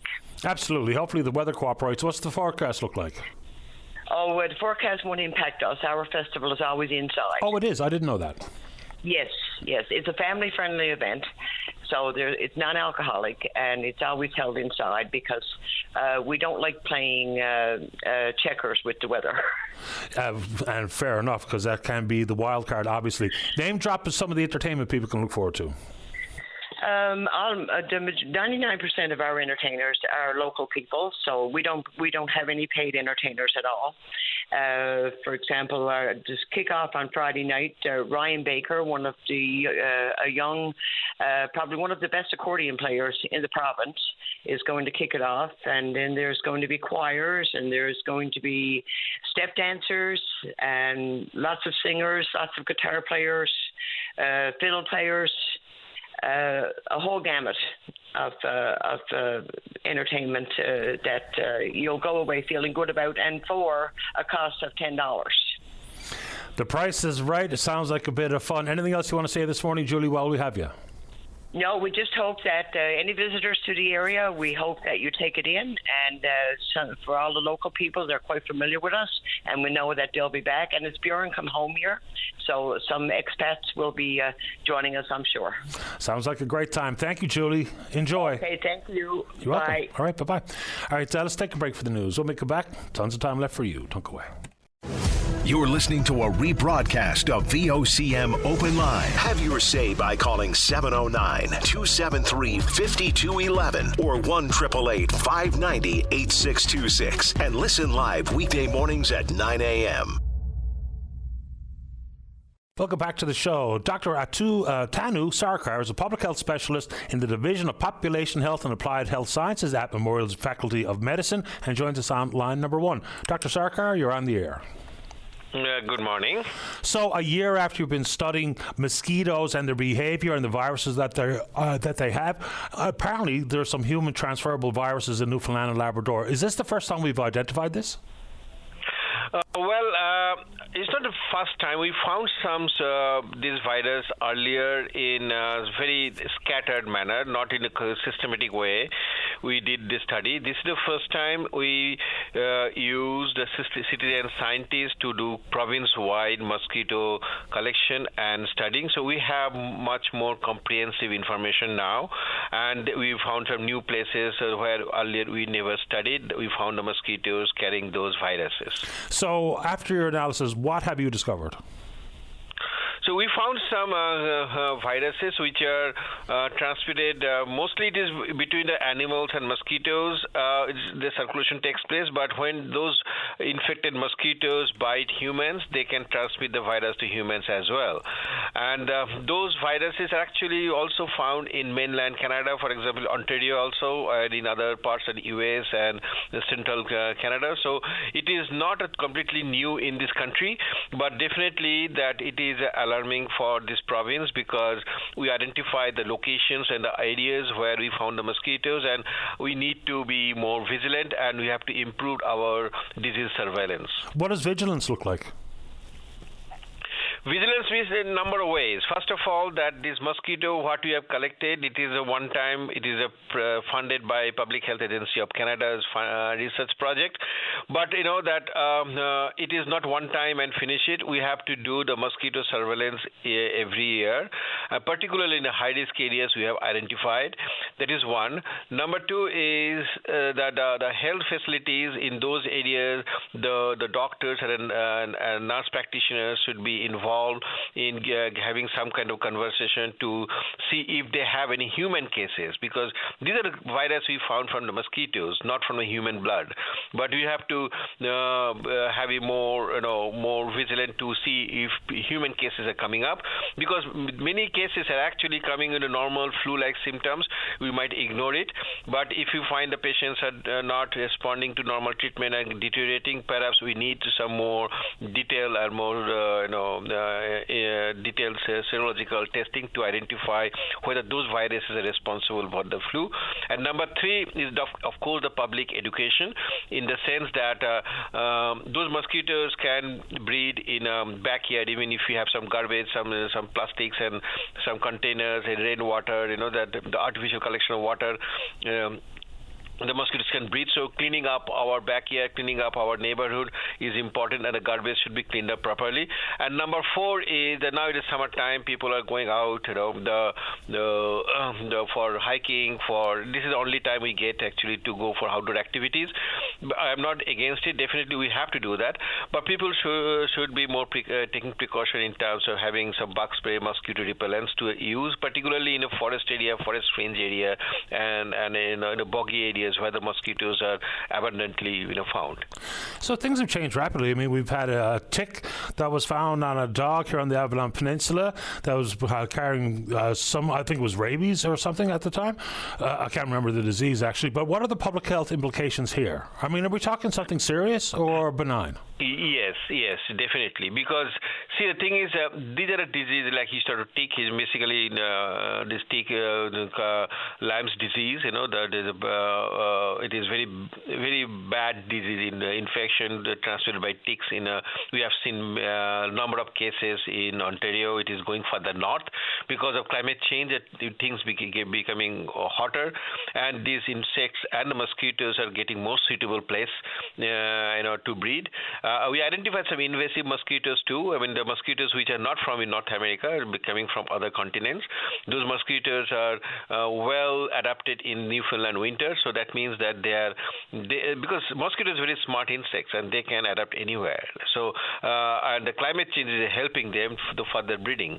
That means that we are not insulated. Sometimes we think it is island, we are safe. It is not true because we have people coming from other provinces. We're getting a lot of the containers, trucks bringing stuff from mainland, other countries. So there is always a chance of getting mosquito from outside, and these mosquitoes are not dying in the Newfoundland winter. They are subtropical country mosquitoes, but they're well adapting. So and climate change is helping them further flourishing. So definitely it is a matter of concern. Yeah, the ticks of Lyme disease, of course. And of course, they're wintering different than they have in years past.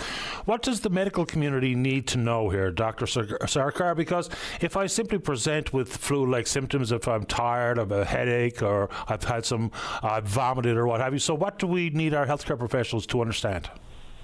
So two things we can do. First of all, that the prevention is the key. Prevention is the key in the sense that the disease surveillance is one of the preventive measures, continuous monitoring to find high-risk areas, and of course prevention of mosquitoes from mosquito bite in terms of keeping doors, windows closed, and these are the health educations the doctors can give. But specifically, the question you have asked, I think the important thing is to identify the high-risk areas, and the physicians and the family physicians particularly, and the nurse practitioners should be informed. I think that we have to work together. We have to share the information to them, and we need some kind of developing some kind of treatment protocol and diagnostic protocol and facilities so that any patients suspecting those viruses should have proper investigation to rule out the other possible reason or to diagnose the human cases. As of now, and just since we don't have that kind of intricate and detailed investigation facilities, the report is showing 0 cases because we are not doing that kind of investigation. But based on my experience at a global level, I think that people are already having those infections because mosquitoes are here for decades, and viruses also. It's not a virus came a few years ago. We identified a few years ago, but it is already there. So we don't know when did it come. So that people are definitely having some infection, but we miss them. So now we have to improve our surveillance, and we have to, whenever any cases come, the doctor should be more careful about it and to see that whether any suspected cases should go for further blood test and to rule out whether the viruses we have identified are actually the causative viruses or not.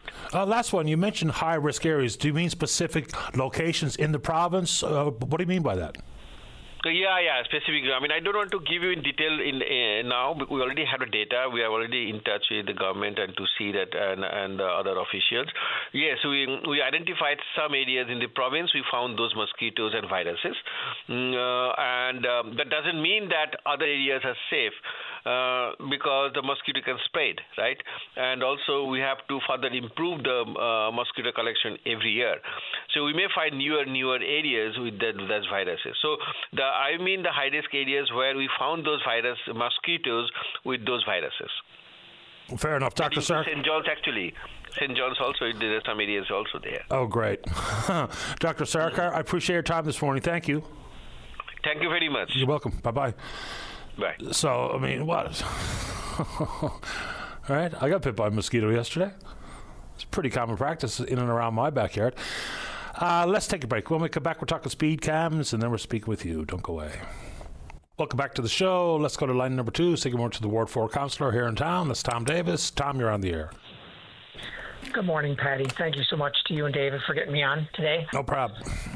I know you've put up with a lot of my calls over the years, but I really appreciate it. It helps me sleep at night when I can get on and you and I can have these chats. So I really appreciate it. No problem at all. What's on your mind today? Well, a couple of city-related things. There's been concerns expressed around the intersection of Stamps Lane, Oxen Pond, and Freshwater, and I just wanted some residents to reach out to us, but I wanted to give an update because I just got an update back from our traffic department, and there's going to be some studies done about that area because we've changed the signaling lights within the last 10 years. And so when school gets back, we're going to be doing some studies to see if there's some changes we can make. Unfortunately, we do have some land constraints there and property that's adjacent that limits what we can do. Ideally, there'd be a left turning lane for northbound traffic on Stamps Lane, but it's just not something we can do now. But in the future, it's something we're going to get some data and see where we go with that. As well, there's the residents as well as the people who attend PwC and St. Andrews School there on University of Patton.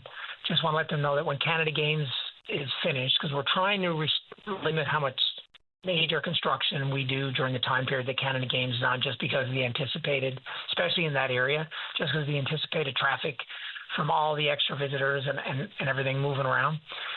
But that there will be speed humps or speed cushions, depending on what you want to call them, as well as bump outs on the corner of Patton and University to try and get people to slow down and just pay attention to the kids in the area. It's going to be extremely busy around here. It already is. St. John's is a very congested city with vehicle traffic. Add in, the runners and joggers and cyclists and what have you. It's already busy. But this coming August, I guess maybe the 6th or 7th, all the way through the games, is going to be madness. Bring it on. Yeah, and I really encourage the residents of the city, particularly those who use Team Gushu, and also the downtown traffic is going to get tangly when we're doing cycling. But pretty well all of Team Gushu and parts of the Kemah Road and also in amongst all that area, there's going to be used for cycling. So there's going to be days where Team Gushu is going to be shut down, as well as Harbour Drive is going to be shut down for periods of time, and as well as around Kitty Vidi Lake, the roads are going to be shut down. But residents really want to be paying attention to announcements as they come out the city. Encourage people to register for the emails or even get the app to get up to date, because especially during that time period, it's going to be extra. It's a good kind of crazy, but it's definitely going to be inconveniences for people who if they're not paying attention. Absolutely. We plan on playing an active role here day before road closures, just to make sure people are given a heads up as opposed to find out the hard way.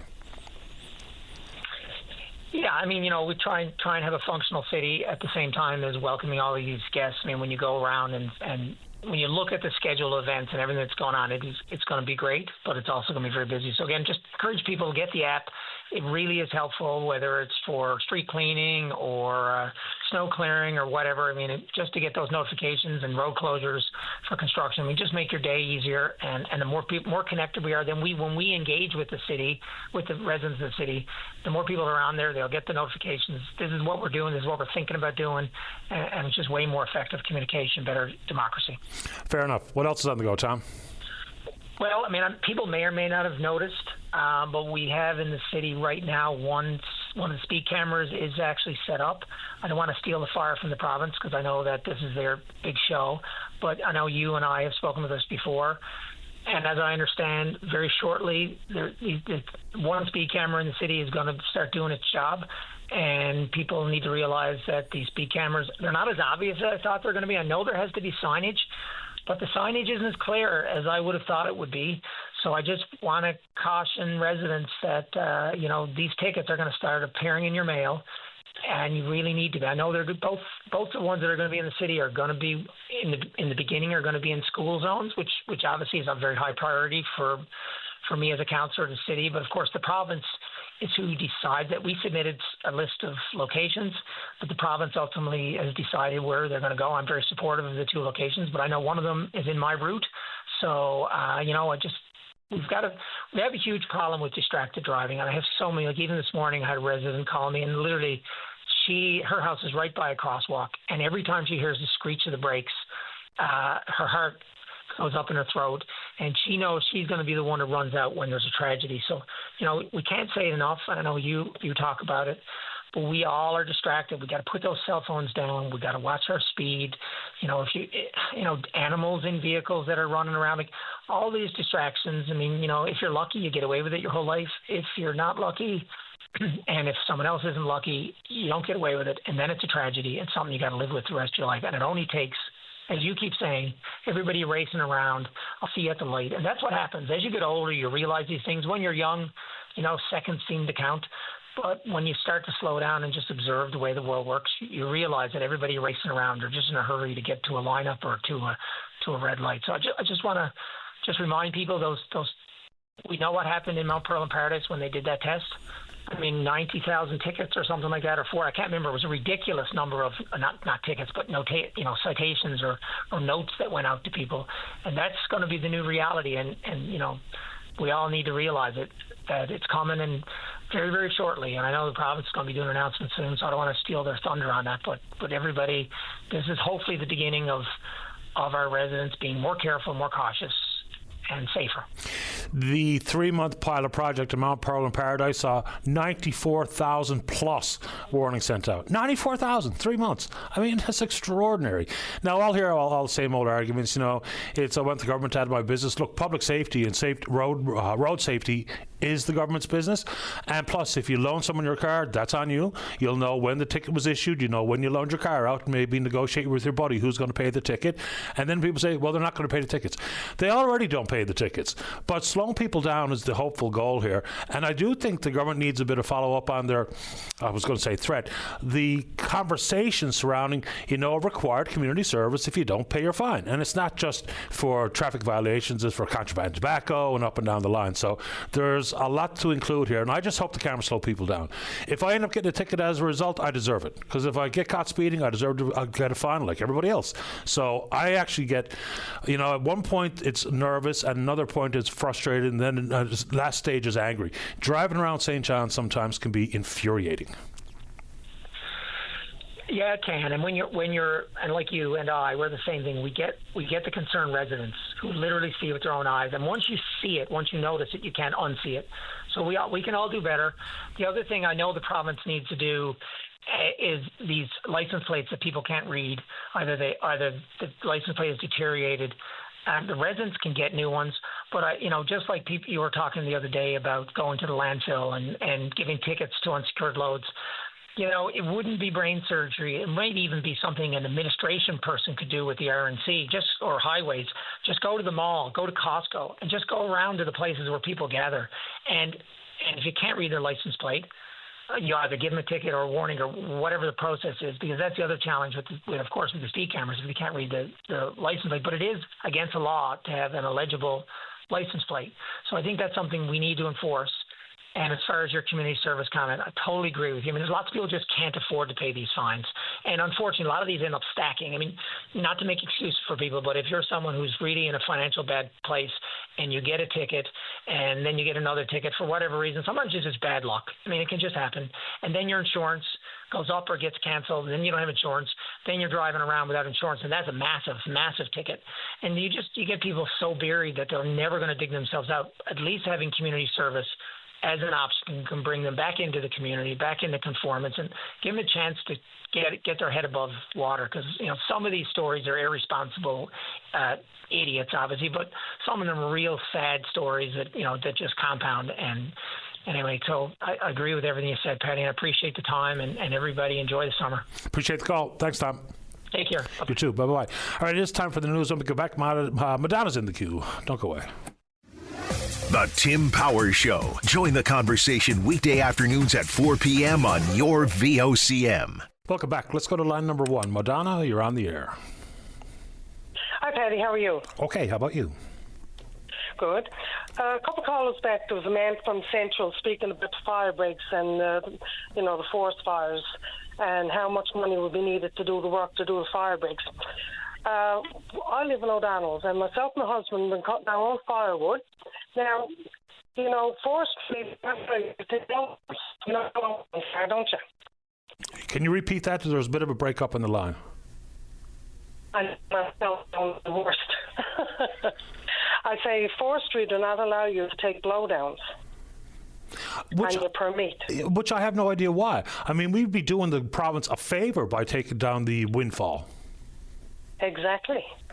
My point exactly. The private citizen would take the blowdowns, which would help the forest from having fuel to burn if it to catch on fire. So that would eliminate some of the money and would provide manpower. Hello? Yeah, I mean, if the individual citizen can play a role in making the forest safer for fires, then why would we not allow someone to take out a tree that's blown down dead? I know, and they burn beautifully, but you're not allowed to take them. That's just my thought for the day. Yeah, and it's a good one, because even just some of the permits around wood cutting is sort of strange anyway. Like, I don't know if it's changed, but it used to be you couldn't even share the wood that you cut in the woods. So I couldn't go to my senior citizen neighbour and give him a few sticks of birch. Well, like, why? I can't take the fire load out. Why? No good answers have ever been forthcoming. Anecdoted thoughts, and I don't know. They need to get with the times by, like, you know. And you know what? My generation, we're in our 70s. Our generation, you know, the wood cut's going to be gone. The young people are not doing it. So, should have been letting them seniors cut the wood all along. Well, there you go. Stupid rules for stupid people. Stupid rule. It is a stupid rule. And we will follow up again on this one. We've tried to have this fire load conversation several times in the past, but we'll get someone on to explain exactly what you describe is not allowed. I mean, I can't make heads or tails, but let's see what we can do. Have a good day. Same to you, Madonna. Thank you. Bye-bye. All right, bye-bye. I mean, that's a good one. If we talk about the importance of cleaning up the forest insofar as windfall, deadfall, it's the fire load, it's the kindling. It makes the fires worse and hotter and spread quicker. Let's see here. Let's go to line number 2 and say good morning to the president at Annex Consulting. That's Hope Jameson. Hi, Hope. You're on the air. Good morning. How are you doing? Excellent today. Thanks. How about you? I'm doing well, thanks. All right, let's get into the most recent report from your organization. It's called Breaking the Bottleneck, Catalyst for Expansion in Newfoundland and Labrador's Community Housing Sector. First off, I think there'll be a lot of misunderstanding about what people mean when they say community housing. What is it?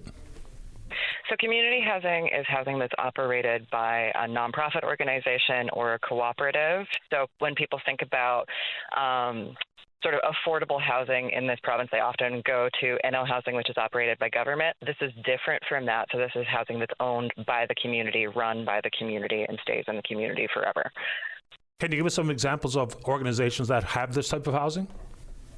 Yeah, people might be familiar with like Stella's Circle, Choices for Youth.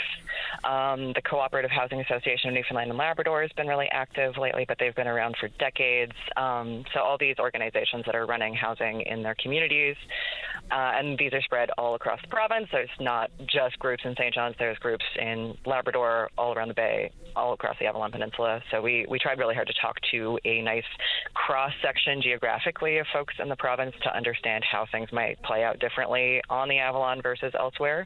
But yeah, you find these groups all across the province. Yeah, I just thought I'd ask. I know these organizations, but just try to set some context for the listener. Okay, so in some areas we lead the league, chronic illness. In other areas we lag behind, and that includes community housing. Where are we compared to the national average? So the national average is 4% community-owned housing across the country, and that varies from province to province, but that's our average nationally. In Newfoundland and Labrador, we're at 0.3%, and I always have to follow that with, yes, you heard me right, 1/3 of 1%, which means we're at less than 10% of what the national average is. So, once again, just to further the context here, how important would that number be if it increases the national average versus, say, for instance, expansion of Newfoundland and Labrador housing, or whether it be affordability targets hit by private developers? How important is it to hit the so-called national average on the community housing? So I think the important thing to emphasize here is, you know, we are in a housing crisis and we need solutions from all corners. The reason why I focus on community housing as part of the solution is this is housing that's built by the community. It's not subject to pressures of the market. It doesn't fluctuate in the same way.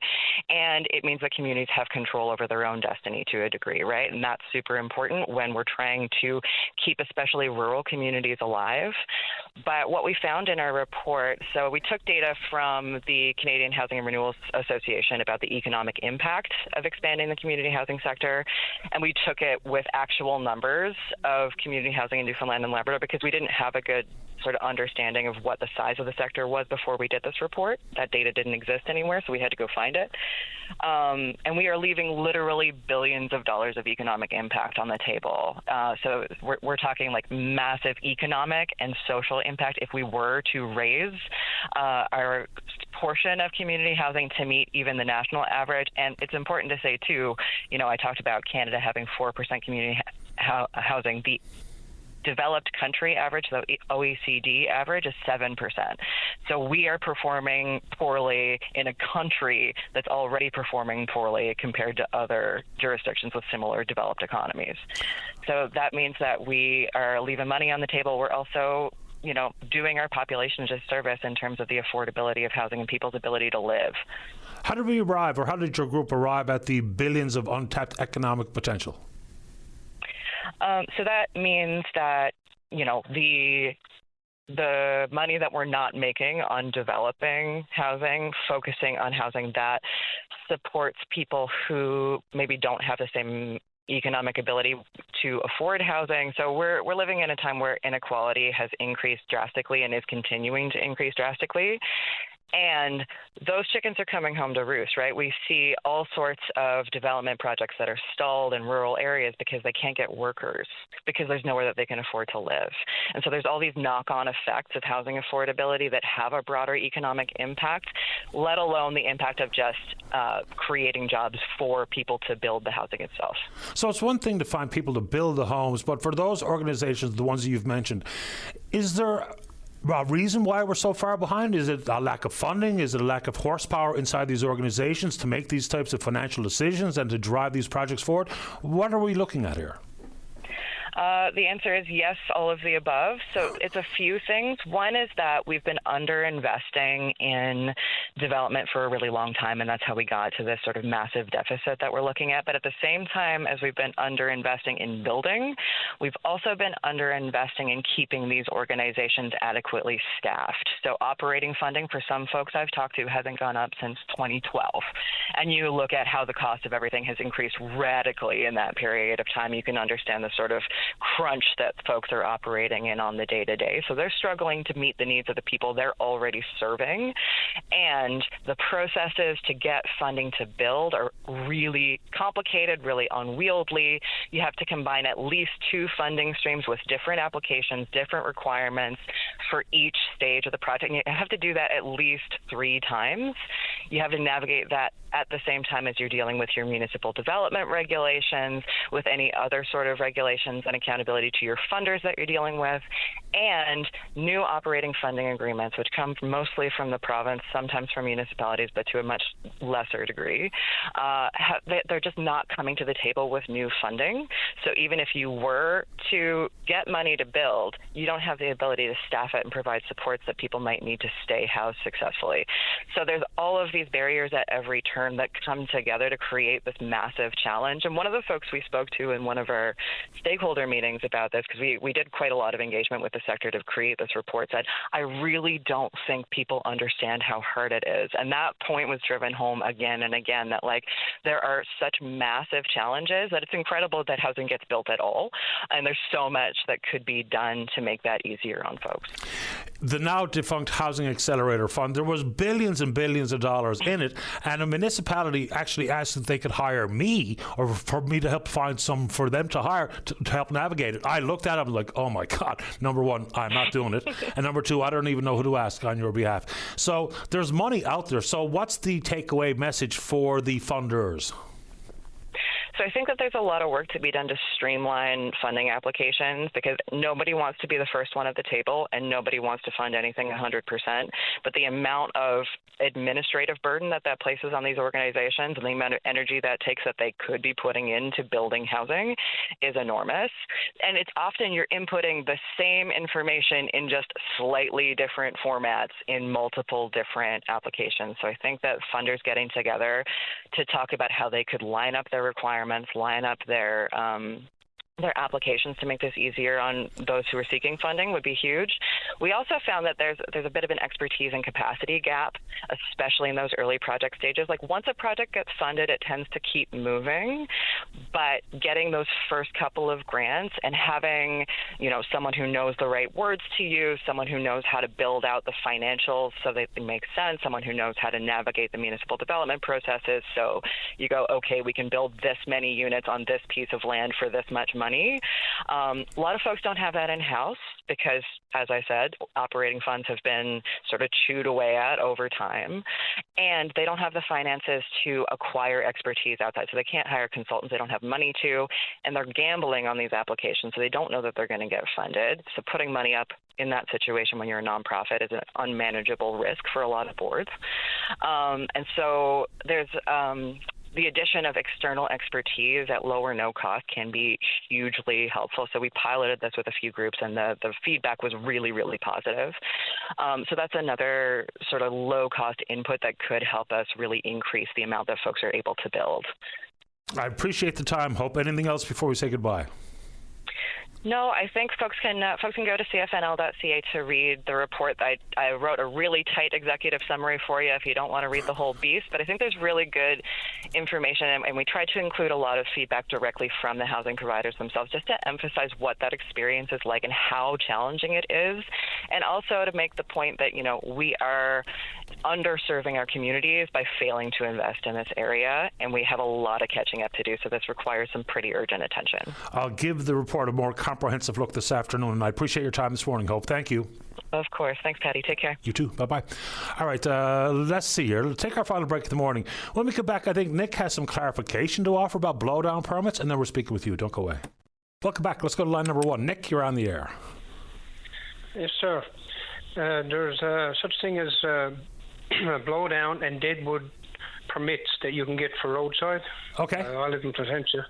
I usually get one there in Whitburn, from Whitburn to Argentia, right? Now, there's different zones in the island because I work at construction with other workers around the island, and some places probably stiffer rules or something, but I know you can get them for deadwood and blowdowns. Yeah, and apparently another fellow who wrote me an email said, as long as you have a permit to cut wood, you can cut windfalls anywhere except the national parks. So maybe there's different rules in different zones, but that's what this emailer told me. So I'm glad that you and him chimed in to give us some clarification. Yeah, there's some people didn't know either. Like I've been talking to other woodcutters, they didn't know you could get it because it saves having to go lugging around a bike and tearing up the ground. You can go in inside the road and bring out so many sticks on your back and go along, collect your wood that way, right? Good, helpful information. All right. Thanks for calling, Nick. Okay, have a good day. You too, sir. Bye-bye. So, yeah, I mean, if and when I or someone says something that might not be 100% on point, you let us know. Email or a call, and off we go. Let's go to line number 3. Say good morning to the PC member for Topsail Paradise. That's Paul Dinn. Good morning, Paul. You're on the air. Good morning, Paddy. Good morning. Thanks for taking my call.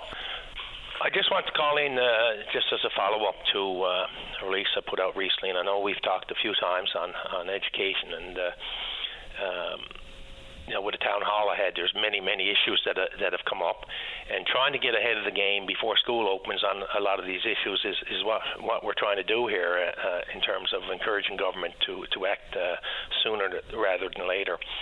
And one of these issues has been the school busing. And I know as a party, we've advocated for the elimination of the 1.6-kilometre policy. Barry Pettin, in fact, was probably one of the main drivers in that for many years.